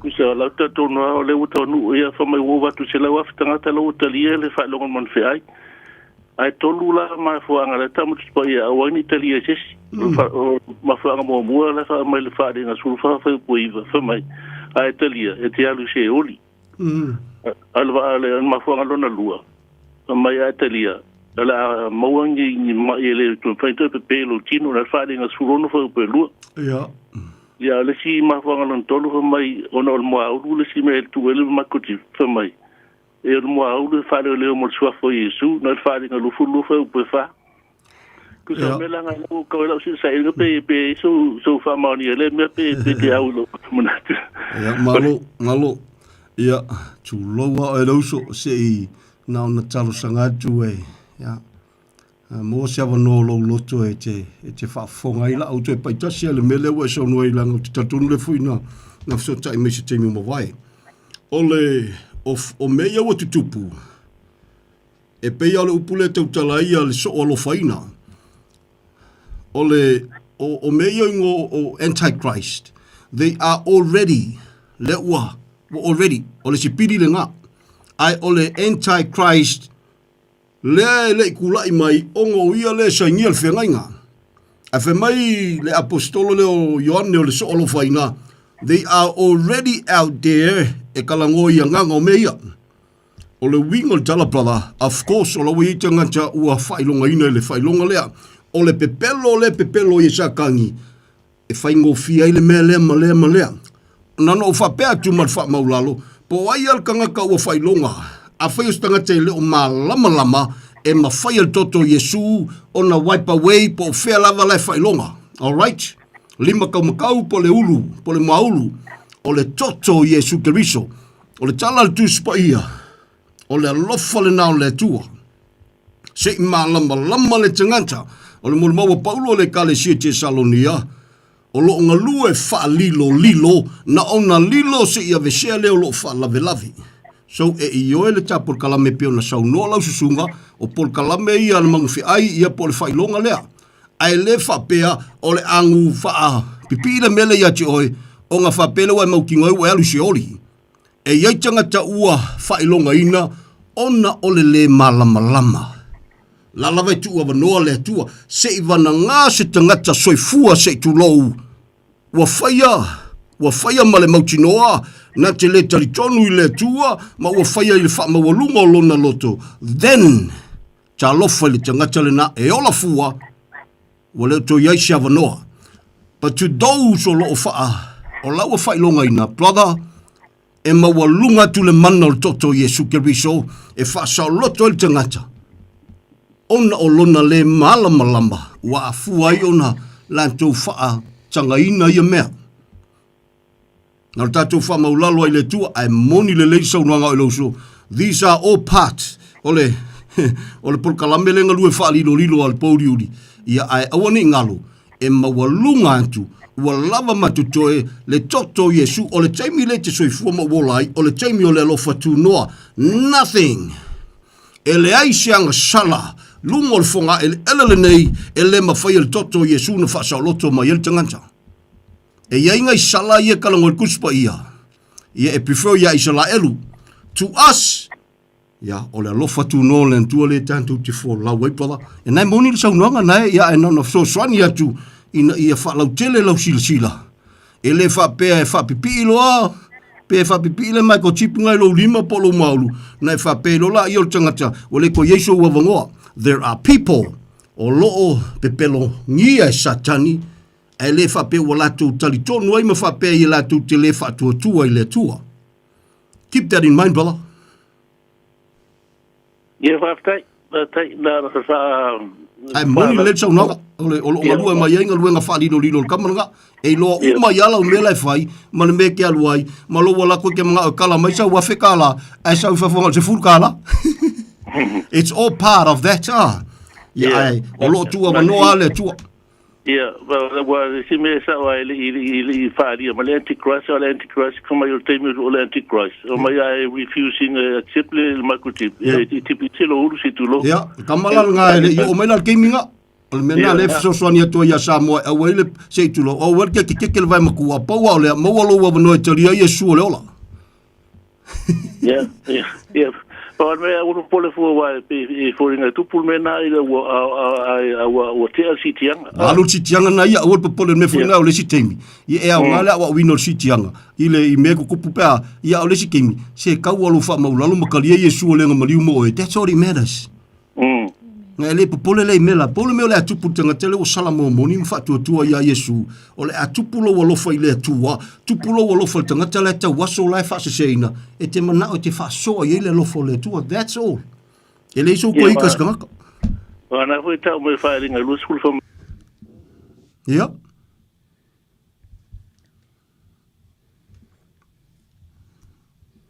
Ia, ai whako whamai lo malaka kukama. Ia, konge koe wala auma, ia. O le wharinga lua skulu leo o i lau sau nuanga, brother. Ia, ai via le li. Ma loa le mafuta mai, ia na ua watu se fesoswani.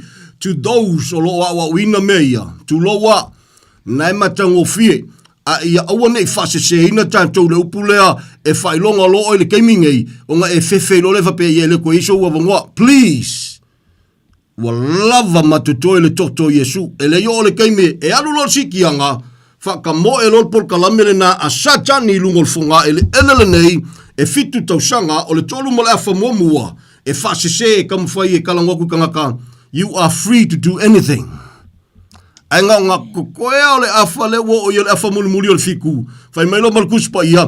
Whatanga e le tua. E tautala i upu whasau siri ma whapeifo. O ia o le atua. A le ifo kangaka ia ke ia tulou o na whaolole le mele tano e tuspa ia. E ave seo la to ulu se tulou.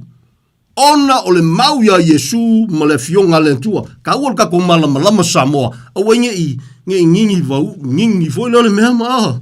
Ia mahalu se sea i le mea. Via le ri. E leise tali. O le au mo so se Samoa. O le teimi o le salamolo loto mai whatuatua ia Yesu.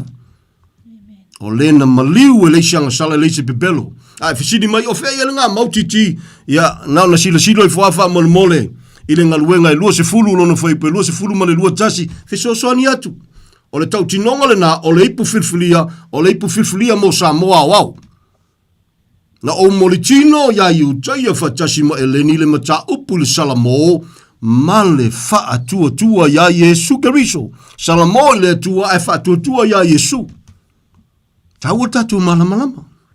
So swani le tua ia te oe, o le fatu no le feau, mai o le feau funa, e ka kaunga la unga i kukongu e kalesia.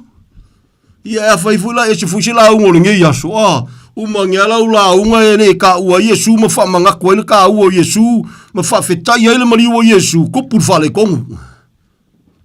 Kupul al whale kongu.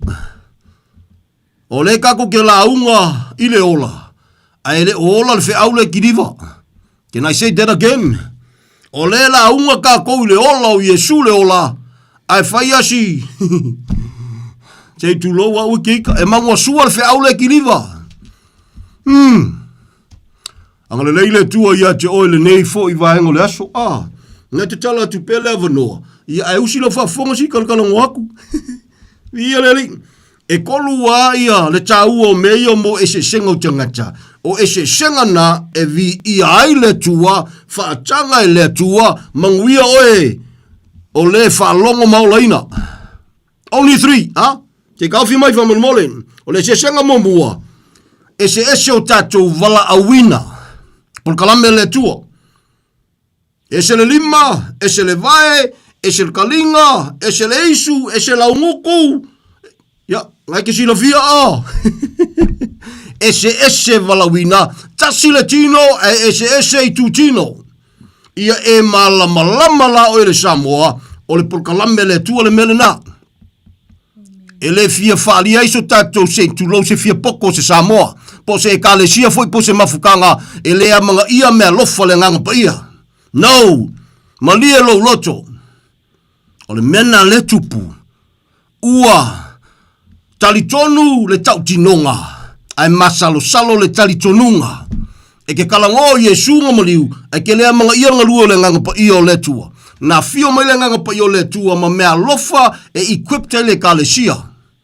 A lea o lea a voitel ke lo ngisho mafutanga manisho e kalesia. E lofa Yesu ia te oe ono lo le malamalama. Ai le ngungu e polkalame o le feau o le lofa tunoa. Ina ua fetalai Yesu, it is done, ua taunuu. A toa me uma. So se mea ke mga umia, o Yesu na whasa taunuina le tali. Whatonga atu Paulo fe mai ai oi whatolu i le tua, se ia apa mai ona awa lofa ua mawhakia al ka malo fe mai. O se mai wo o ia teia ai whaingol ka malo le me makui mai a sakangi. Ai tali mai Yesu le siu whafonga o Yesu. Woo, beautiful. E mai, hey, son, whalonga mai fweleu kalinga. Ua lava matotoe lo ua lofa tu noa e feso swani a joy. Sei o faya kwa si melea, ya e fia aka. Ai aka ma ye aka malmokingo e la ngona ino le feau lea. O le feau lea, e kau le fia awa wina, mafua isea. Na whatonga Paulo, ona o le mana o mio se feso sohangi, ua mafakia i le kingo le ngei, wa le whapea a whaola inga le tangata, ona le mai lea. E le whapea a ua talia i a sulo olanga, o ngai whelua i a le maukanga e kumu i kupe, le ai, e whale kei me kikanga kwa iso, le misi luma, misi kua. Kanga ku i le se mea ia, vi ia le li, but it's okay, e le na o mea ai, e o lai le tangata, amene. Ai ono le tātou le i lama. Ia fuainga, ma si sere kala. Si sere upu. Praise the Lord. Ole e se senga mua le na. E vi ia ile tua. Te whafafonga. O nisi e se senga e se mai e se senga ia te whafafonga ima toe whamanatu le neafiafi. E le vi ia ila le tua. Whanoa noa ai le tua. Aka ai sakangi. Ai whawa i e oile vi inga o le tua. Te whafonga le whamanmole. Le leila whalongo. Ta tala lo loto. E leo se kala ingo se loku. Vi ia le li. Praise the Lord. O le se senga mamua ngai whakanga le tua o le a. E se lima. E se le vai e se kalinga. I to tonu o le tino ke riso. Tama whai paulo e whamatala tala. I le efeso e wha. E whai ngoi nisio tangata o le fivefold ministry. Se whafonga lava. E iai le a. Apostolo. Perfeta awa o leo. Ma le evangelist o le fola. O le lima le ngā. Ua uma o ngā siol le lua. I whafonga lei. Me nef so sonia tuai se tulo se awa te hita whamolmole ia tātou i e fia apostolo. Whamolmole leo tuai so i fua maisi apostolo. O apostolo o mea lofa le tua i le au so na filifilia whapitoa e Yesu. Me whainga le inga koe ngā whaale kongu yuka. E kasi al kakakang koe su uia. Ea e fulfio le kasi lea. Anga whape kokele. Se mangu e kasi o yuka e whaale kongu. E su e maisi ko se fulu. Ka uol ka ko malama. I ai ono le tātou le malama. Ua vei ma whawhitauri, le manatu whamawalunga whavalvaleo Samoa, e whapea langa la whamere kuspa i a sidi aposkolo. Whailo malingai kofi aposkolo, aisea, kako ke le fia la lafi. Samoa, so se whaife aua whafonga i lo leo, whamole, you read through the Bible. La kapungi al kuspa i a whema ia, na le to se fululua apostolo ale tamai ma moe. Ia ai ono tatu le malama, ele lilo ai lalo le fefeke fa valvaleo le si fai fe au e a lengo fai mai o la apostolo ai lo fo ya Yesu, can I say this to you? Ai lo fo ya Yesu o ke ma fa ko ese le kale sia ia o e fa pea o e la sa o sia menga fai ai ke ia lo fa longo o fa ngai le tua sisi au nga fa kau va e fe so songi aku tau tala lai tu sama le upu au lai tu sama le malosi wo foina ai awale tau tala na le si o le mau a lai lafi le mele ko kongu ka ko ke le la lafi lu mo le tua haleluya e mga kua i le se kasi o kangaka o le tua le fe i da u Israelu ka malonga ingo anga le anga inga Israelu ia ke o ko susulo ko Israelu le alu le kaua o kangaka o le tua la ke malama lama o kangaka i manguia alu le kaua malo o loko sa idit ko inga la kula soli la vai ngofo la le loko ko inga longa le fia o le mga ia kangaka Israelu aku ko inga masi sau se su mai lo sunga sau avel ka ko avel ka mo lu mo kai ia kalia lo ko inga le mea kalia ko inga me ia okay ka ko ele pepelo le tua fai mai la na upu na fai le tua a e foai mai a tau le ngu le la mako o mako ke kau o ke foi le fale o le kangaka e mua kofu mai fafolo fale e osia kwa kaulanga ia joy mana ia le loto ai ele lilo i la lo le mele lafi totonu fape ina iloa haleluya ma lole kaua fia langa susunga la o maua ngai ko inga yang kulia mua la o maua ngai la wali yang ale ang mo ya kau ya soia kalau faya la kul go inga male fia wa ma lole kaua ai ke ia pe ku kuile fakol ka ma lo inga wa e va ai aku e kofu mai fafolonga fale lona fafilde to tasi lona fafine pele to tasi mangu mai lo ilunga male mela la fiko kogu fai fe au so se fai fe au Samoa if you call yourself se fai fe au be careful ka ko kele pala fua le tuangi ka ko kala no ole fa tau va ole tanga tau lo tatou vai tau mafai fa moi le tua alo ka ko fa nga mawol kuspa Yesu ele mea fa polonga i tanga be careful be very careful hallelujah mangu mai lo male melanga lafi ko kongo sko ingale hallelujah ye fata wa ke ia le fai mai awoi lo wa fafine to tasi ngai kelele awoi fai mai la susunga ngai kelele wali ngai nga fau le anga ia kiau sei amele sei molu mo ia fafo sesi o la ko momu wa va ia o ia o la manga o sir ka ulanga ile tua ai o si kanga kala mo kwa le fia ia Samoa listen ele kemo ke fale o fe au mo le malo Samoa le au le malo mo le palemia mo le kapineta all the Samoan usila fafonga o lo feta laile tua o na se au na fata va le tangata le te fafonga mo yai hallelujah praise the Lord fe mele opus ka malo oi saulo sia fafinge e opposition ka mawo o fia le loko le nga fafinge wey daddy wa ya kule le fafinge oi hai sorry nga vai ku ai nga vai mai shonga fafinge ko ngol fale vai mele le ma honor ko inga fia enga ngo so ku fafolo nga fafinge ko suia ko nga folingo shonga maisha pakale me makwa ya olea so lega ko kele la lafi lumo le tua Samoa e lofa Yesu ya joy ka ko kele la lafi nga ko upu pe ka so e foi ni mawol kusba ia ya pon ka ko finga foi pon ka ko langa ko kongo e kalesia so as le malo Samoa praise the Lord au le tua lofa le tatu te au ona yai le na ulu fale atu ai le tala le tasi valu tolu amen hallelujah via leli kangir ka malo fe mai so nga fa finge tama ole ale me we tangi ai tama ole ale me watupu ai ua kaula ngonga e lea whawhinge, whe mai, ea, ua whai sau tala i lea tua. Whai mai malo nā whawhinge, ia, wa ai oel tama, e le te tauna te suia lau tala na whai lea tua. Paua o lea, o te au ngani atu, just allow me, se walua se o mako fia whakasimanga ia uolai. Nau sawa i lo lea. Whatau nu ule mena e whaia i lea tua, o le kele i o whai whiau o le promise ia o le. Ia se au ke ika, le kalalela whaia ko al pepelo ia.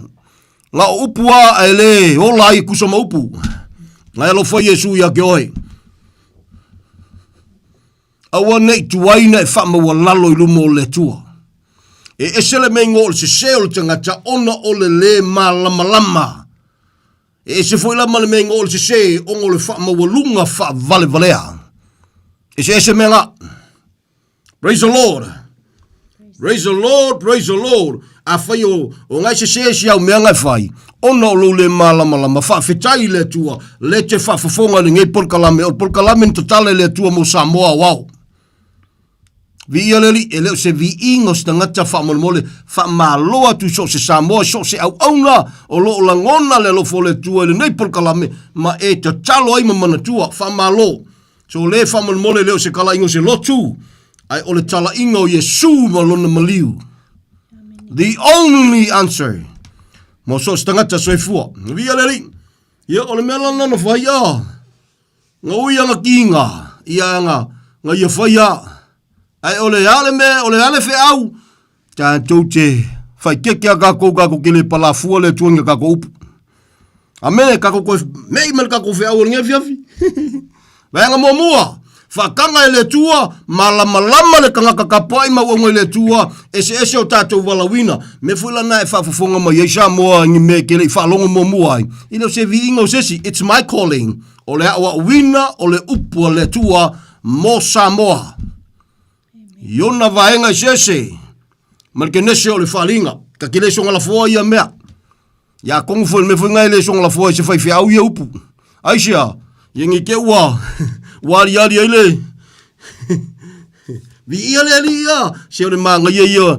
O lo sa ai le tua. Sa ai lumo le tua. Ke sa ama lo motinoa. That is your calling from the Lord for the Lord. Amen. Ke ori ala oi. Al mele o le oso le lima fai nga luenga le vai. Ia le ala inga. Ka kele le me fufulu mal malai puka ei. Ia wa fu nga le oso fai le mele fina ngalo le tu e fai. Taua. Low malama so awainei fe feki se loko sesi a. Fa mele o pule tau e Paulo le Roma sulua. Awane sili se manatu se tasi manatu se me ua manatu yai ma male manatu fua le tofinga ngane ke yai poko le tua oranga mea me funga ko kongo ai nga yele ungali tama tina fakwa fa solo mele fanga ele tina tama fanga le ai ele se tisanga le tu tama tina fanau amene fe fakashi ka go tama tina fanau Kongo le kalesia e ele taitai e la uso ngalulue e kalesia laukele amene ai alu farfenga luenga o le manager o le supervisor o le team leader ia makakolo le usalufale bevel manga yo meletua Kongo fainga ngu e le pule ngu e makai ia makako wakwa ia nga vel manga yo meletua amene so le kelengi ngeful kusbaia ai ono lo tatou le I malama. Ya fua yana Amene. Fakanga momu ele tua. O le kanga manguia. Ya malama tangata le sesenga meia. E sale lima e selvai kalangoi mea lofa le ngang paia. E le fai fea uma. E le fai aunga kuspaia uma. E le fai launga uma. Amene. Ya ole kofinga leo mo meia mo ki a Kongo e mafaianga ko kele ti a kono ai o la to e o lufi atu le tulanga famantunga e le stula fono ia o la to fo yo e kala ia kungi me fai la ko fo i pise yo lima ma vai ke me wangi me fai le kala sia ke manguia ya o yaisha e kele fo yes kangaka le ka au mai le tua E poto le tua no wanda wai fa merkus pa ia. Awangi ko geling kanga ka ve mangya wa o ia ke ko wa sha la ngai u ai lunga vai o me fa makala le sha wa o. Ai u lalo le ulu le si fa makala le sha wa o. Ai e tau tala e tusa ma le upu. That is the confirmation o lo wala wina o le fola le upu le tua. Amen. Se o ke fa fe kai lo ko le tua. Fa fikai le li o le mea lofa foi ina na whamanuia le tua lo loto mo Samoa e le kokongia. You are most welcome. Ai fia manga o mia le fisosoangi. E ke alo ai lau loko o ke sau kanga i le mea lau kengi o kangalu ai. Ai manga o mia se fisosoangi le upu. Feel free to call. O te fia o te whaso atu. Hallelujah. Se leo skau vanga po ile loko ke le. No. Ia le ala ngai puka ia puka mai. Lala ngai puka Yesu ai mea e ka urso fo Yesu ka lofo le nge Yesu. Chalo fai le ne Yesu sole. Chalo fai. E pe ala va yesa kange fai ya Yesu Samoa. Ala ka ko ko fai makako le fai me o le atunu o malama ka ko fa popo yai. Fai fe au lotu fa lainga so-called Christians. O lauta chalo fa mole. Fa mole na maliu Yesu e fa sa loto le tangata. Here's my challenge. So se fai fe au, so se kai, ia po so se kasi foi o fia apostolo, so se loku. Hear me well. E kolo pulo ia te oi. Pe a fa pene lela e la unga atu nei le ta, ila sole ngei. Ilau e kalesia. Ia fa fafonga mai o kou. Awangi koe lafo se kupe se fai eile, e kokongi eile. Le loune fai kako fasa, lela walu kokongi kokokasi. Man, kolo pulo pe ama fai se fai fe au se kai, po se fia apostolo le menga.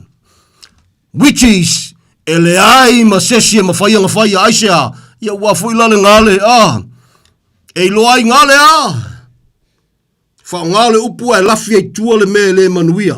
Awane ngalo.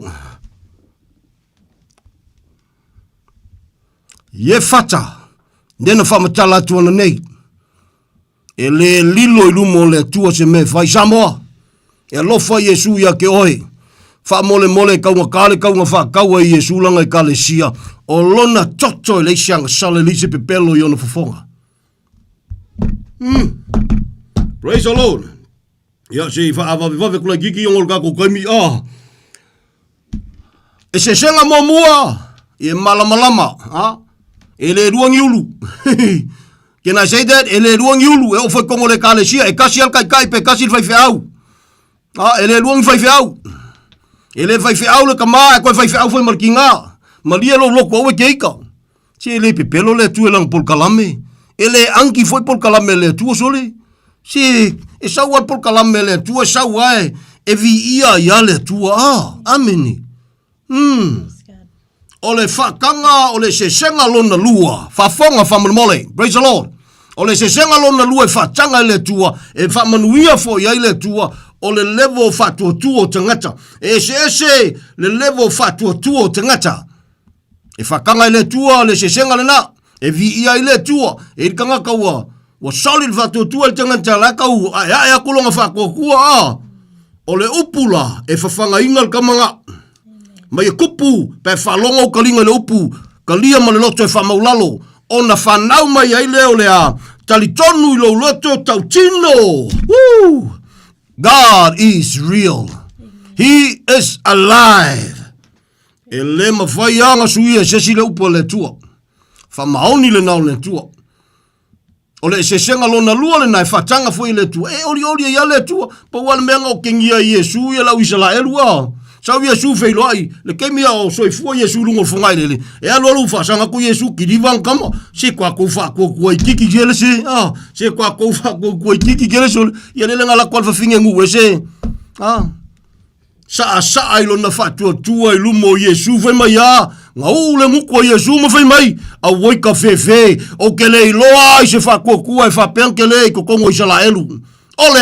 Ole ai oia to le fafine fai mai Yesu ele mai maua me ai ar fanau mauli ai kali aku le fafine e tali tonu ma fatu tua ya Yesu fai mai la naupu le li yesa ole le oi e sa oi e vai fa mole se o ai me ko ulu mai le la o ai na matai o lava lea E samu ele uli.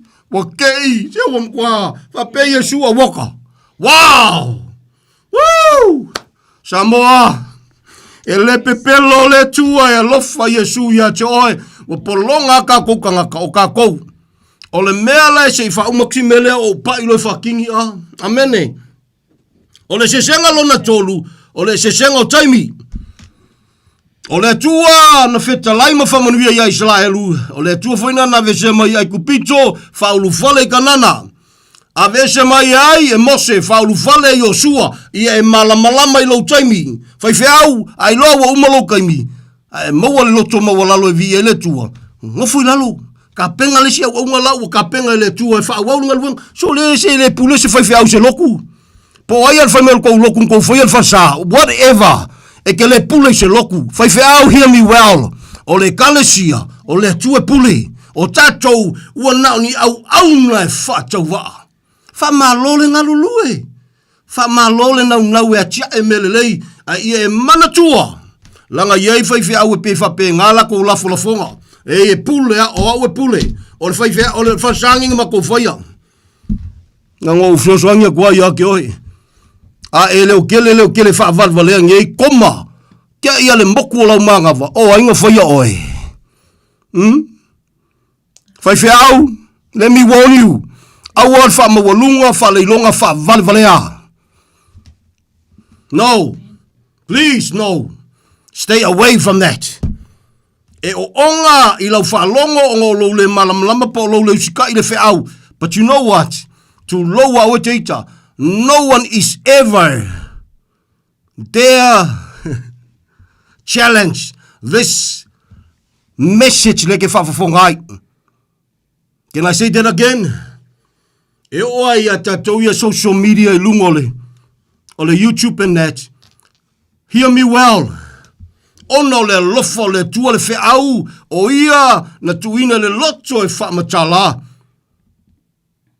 Ngawa ki ngā o loko kankamakalangoa. No one is there to challenge le wheau. O le wheau lo ki kalangoa kua i o ke leo whaia kua. Whakauwa ai o le tamalole ki kalangoa ku. Kalangoa ku whakauwa. O le wheau. I'm talking about the message. No one is ever.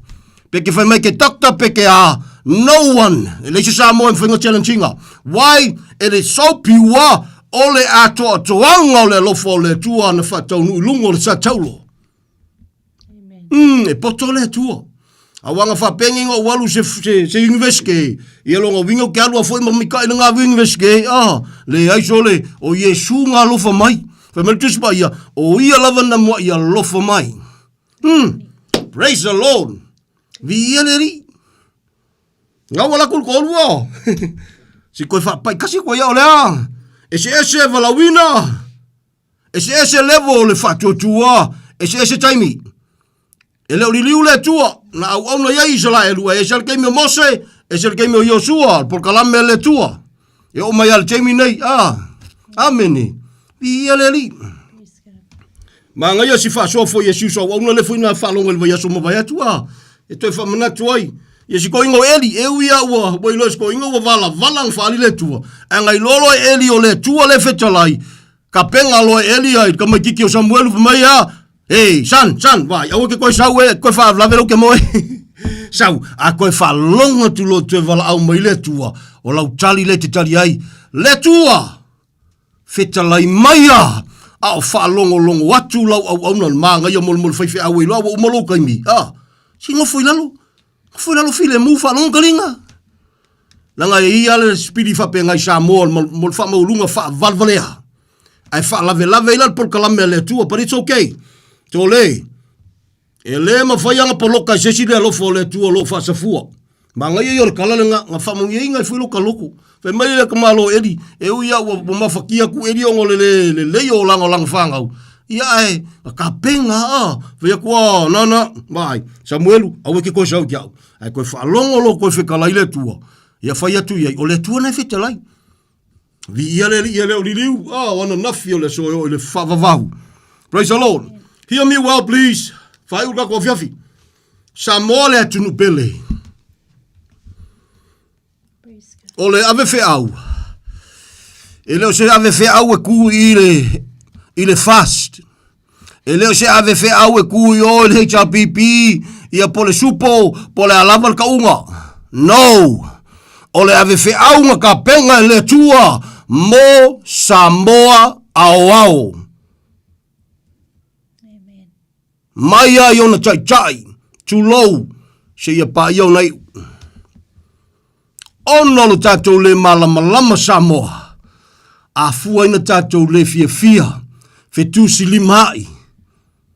Fe fai ia kulesi le fia ku sua ngi masei. Ono lo tatou le malama i le maliu o Yesu na maliu Yesu mo tatou uma. E ke malama lo mai fa maulalo matalia Yesu le nga Samoa. Nga o lo wa lofa. E o ai kanga kai whai o e mo lako whiri nga o lo wa lofa aisha o le lofo Yesu ua tawhi atu ia te ohe. Ai ono lo tatou le malama. Tu loa o le wheau mo Samoa. E pale mia. Ma lo ale wha malolosi. Ma lo le nau i mele lei. Ma lo le alo lofo le tatou atunu o Samoa. Pa ua o lea. E le mawhaia le malo. Le wha mai re kako ke wawa i Samoa. O le tua le tali. Ai o le tua. Na tapena le tua au auna le tua. O le kali le ngā. Ia o lona whaingata. O solo mua kui whaiwhi au. Le tutu au aunga le tua. Le kuku e whawhiawhia le tua makau ia Samoa le memongi. A le ua iai whaiwhi au i o le fast. Ua iai whaiwhi au e whiawhia i o le HRPP. If you hear me, au leke kufa pe ngaso se whaiwhi au. Tu loa, e lofa ia Yesu. Ku le me ka kaunga ku ai. Kau kala oi le lofa. If not, if you can't, might as well sit down. Kei lo o le ai. La lava i okanga kai se oli. O ka kou la ua fe au. Ta tau au so au auna. Ta tau e tauna tutu e tau ia Samoa le lofo le tua. Ma tau ia Samoa le ino le tua i le angasala. A la lava ia lofa le tua le te ngata angasala. Ina ia lave ina. Ia ele umi le tala ono le tatu taimi a. O le fe au ngā mo Samoa. Ele mawhaia le malo. Let me say this, by faith. O le tūlanga e whapea ua le mawhaia kākou o sasau whaafile. The cocaine and whatever, the drugs. Let me say this, Jesus can. I do believe Jesus can. Hallelujah. A whainga mawhaia le tua. Kasi ale whi aunga mamoli. E yonga ai salamo umaringu. He is still the same. Samoa. Uso a waunga loko kekele. O le kako piko la au le ngā. O kako tūpisi ka mawhaie. E whai mele loko e kau uai oe soli ia kau la oe whawhei e sunga maliu. Tātou tutu whatasi si tia lunga Yesu si tia tu so tātou atunu o Samoa. Hallelujah. Kau ia Samoa e lofa Yesu ia Samoa. Kau ia Samoa. E le mawhaie se Samoa le ko saolo a ngai mai. E le whaia foi mo stangata soifua. Ai ao atual teimi muli la lava te whaulu malo. Ia, o le ala mela ma koma whai. O ai le alo pele o le tua wa whawa i lungo sa taulu. Ia e mātou te tau o langa pele upo le lofa. Peke le fia mai e kau o langa. O le alfe au e lofa le tua soifua ia Samoa. Whape ina tātou loa o le mafua angale na maliwa Yesu e lisi angasala lisi pepelo. Ona o lona fina ngalo lofa ia awane whano se tasi. Ai o tangata umai le salamo. Whamanuia le tua ia joe. Le laka pungila kuspai ang o kako kaimi. Walu tasi tolu wha oli maiva. O le olu a fitu ono wha whalu o tasi wha. Praise the Lord. E iei kaimi kake. Ia. Ngā wha. Sosoani atua. E ile kaimi ke wha whafonga mai. Epe ua whaisima. Si folo nga kaole whiau. Ia, e whape nai lesi kaimi. Whai mai Paulo, e ka le sia. O lana me ko ke manga ngā oi. O ke laku mane sasa, po ke laku le file mu. Ua ngā se ave whiau a lo utangata whatau wha whaftai atu e la tō nofta talo. Ona lo wa lofa ia Samoa. o le wheau mo Samoa, o le wheau mo le viinga o le atua, o le ale wheau, whamanatu na maliu Yesu o no lo na alofa. Via le li, le kaku ke kakalo le li, ia o mailo malo, ia o le malama, e lua me ka o le malo le atua, the kingdom of heaven, whalongo whaman mo le whai weka ko ngia fiafi, e lua, o le mema mua, o le Yesu a fio te tonu ia te oe, o le kaunga le mele ngā, the kingdom of God is in you. E le mawhainga ulu whale ka kou le kingdom of God, le ka ua le malo le tua, le whainga o le New Jerusalem, pe au noa Yesu, le tupuna o le a fio te tonu ia te oe. E le mawhainga whainga se mea o se kingdom without a gain. O Yesu la na whanau mai a o le tupu.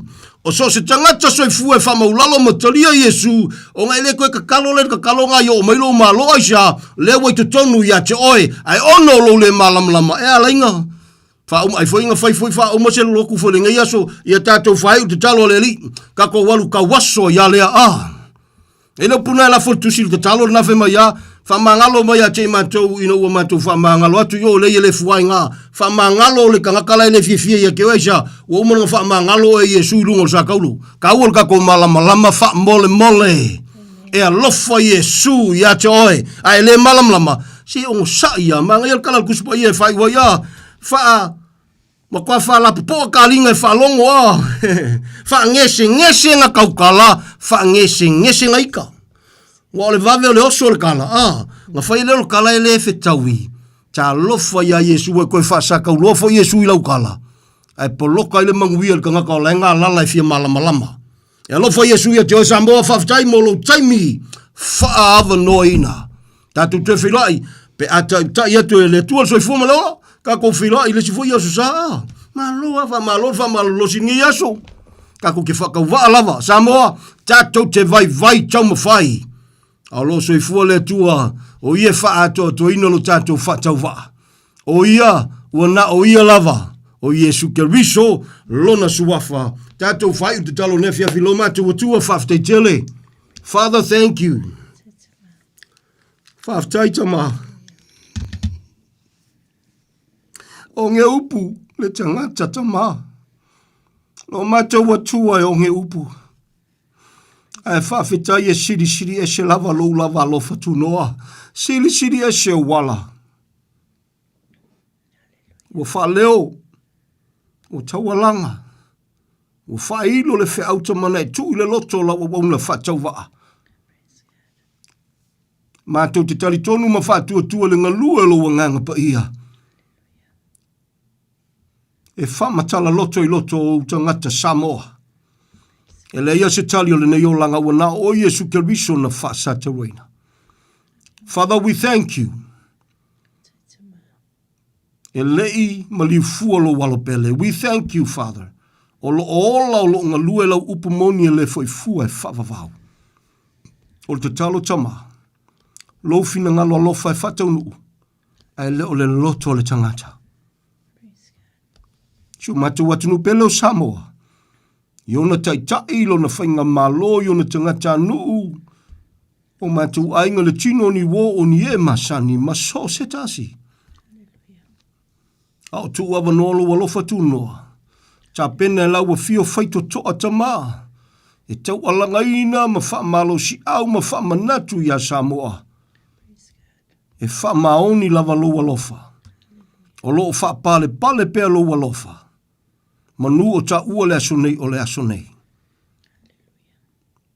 Anga le leita maa, le pulengo le leitio.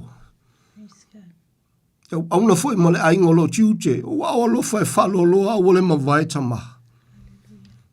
Si tia tu yo wao lo fai tama le aingo le fatua tua lau tele I so se ngangana I so se lanu. So se tasi o salamo moni ma fatua tua ya te o Yesu Keriso. O wao lo fai falo loa. Lo nua Israelu. Mātou te manatua te talo tusai mala upu. E uia we wha maaina ma wha tawaso loto to telo I la tou.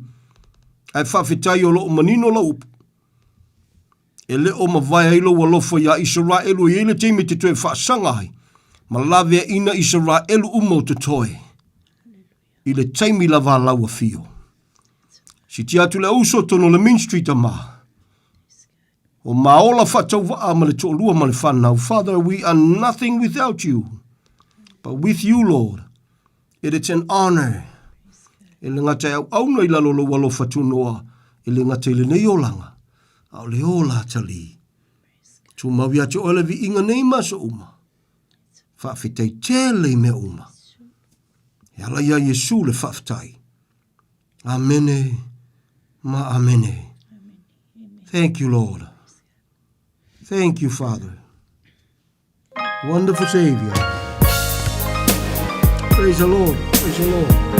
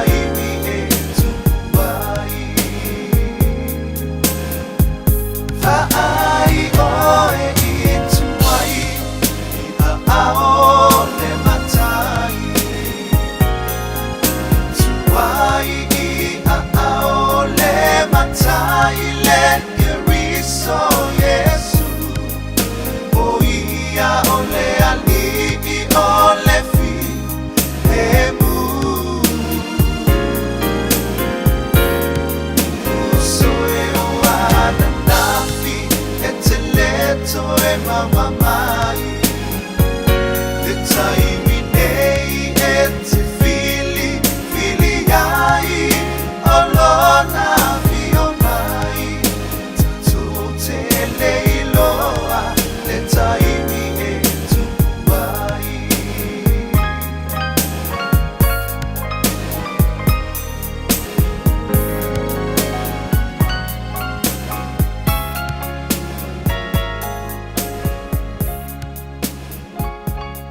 Si whakamaria o pēne lai, oi e tuai, pamai atu hele tātou toi Paul Klame o le nei pō, manu mā lōleo moni te pēna ina, songa a pāsa, titi sale pēa manu patua i a tānia, manu ia po i atu i lungo ana, toi po i mai pori tātou Paul Klame le nā, i le asa mo moa pe a tātou au nia, i le alofa maranga leo lo tātou atua, Sulta si birutu wa te ale tu la solo e tari tonu. Tau lunga e posi tau tua le au auna pāta wa neipo. Ai pātara batu ia miu wha amosa. Wha aptai ma le ainga lo o maputa mai. Wha pia poi i a sila mai le civic admin. Ia, maro tau tua turu. Lo pa te le atu mrianga aduenga o le pō. Pia poi ia ta se pai launga. Alo lava maputa mai le ngatai lea o ia peta a fiu. Ea, lo maputa mai repeta pele masina paputa i tele lava ma alo le maputa mai manuia po i mano longa le nei po. Pea po i a sesa paumuina. Ea, ma alo lava maputa mai manuia po le nei po. Mano longa le po. Ea, milato umalava. Ngā tai leo tū lua ai tū, tā mala, ea, alo lawa le māputa mai, tai le lua, ma moa tui loma, pe po i a toa morungia, ea, manisa maro lea tunu, ke ua misi aku, wha munu mone, ea, alofa te le atu, mo tō umaraman māputa mai, au nese, Karin, Ea, alofa te natu, Karen Mika, hoa mai papakura ma i ngai takalini, ea, alofa atu, manuia fo i le mano longa po, ea, alofa atu fo i sunga i to ina, ea, mua mai Mika, marparitua, ma ano lama, misiro maua so i fo muria, lofa te natu, leo pingara menga tutofi, ea tua, so sto vine, ea, mo bero tō mano siltino, sisili le nganga, ea, wā, le wā mara ipo, ngā wenga, ea tua, Fola ina ai le tala le lei, ai e so keriso, ia moa ni a nganga mo ia malona ma loa lofa te le atoro tātou tunu, ia anga leile ri tātou fo launga vape ina tua asi na sina lofa te le atu, na yo te mana yo tina lofa te le atu, ia moro tō manos, ngā lue tofi wala awele li, ia lofa te le atu, Lofa atu i so se mauta ngase i mauta malawa, pāta o to lia le malo le tunu i ngase o le tino, i ai le lofa o le rii, malana wha mano longa i pai atu, pai ane, maua le malosi, au nai mo ia malona pini ngalo. Nise o ainga o pengai mpano noanga o nise pele i maaputanga o motusia o malanga o maliu, maise le nganga o le rii, lofa atu, ainga wo mai masani, ai se ora tātou tunu i a manuia malo longa o le nei po i a awa lofa o le rei maruti ai le po ngisa i ona awha malo lo e a maua le pile mua le nei i maota malawa e a au li atu le aso tai a olona bi inga e fo i a te ia le ia spai vai a sama se mau tam fai lava le au ona i a atoa liu anto liu sa ia opo e parangata i pane, poto tau tai sela natu iama, pamangano le au auna, mo moonga lava le loto, ia pusia pe tātou le no nofo pe arpani, o le fina ngalo le nalo tātou atua, ria mano longa le neipo, taisu taloto le au auna soipua, ma ia manuia.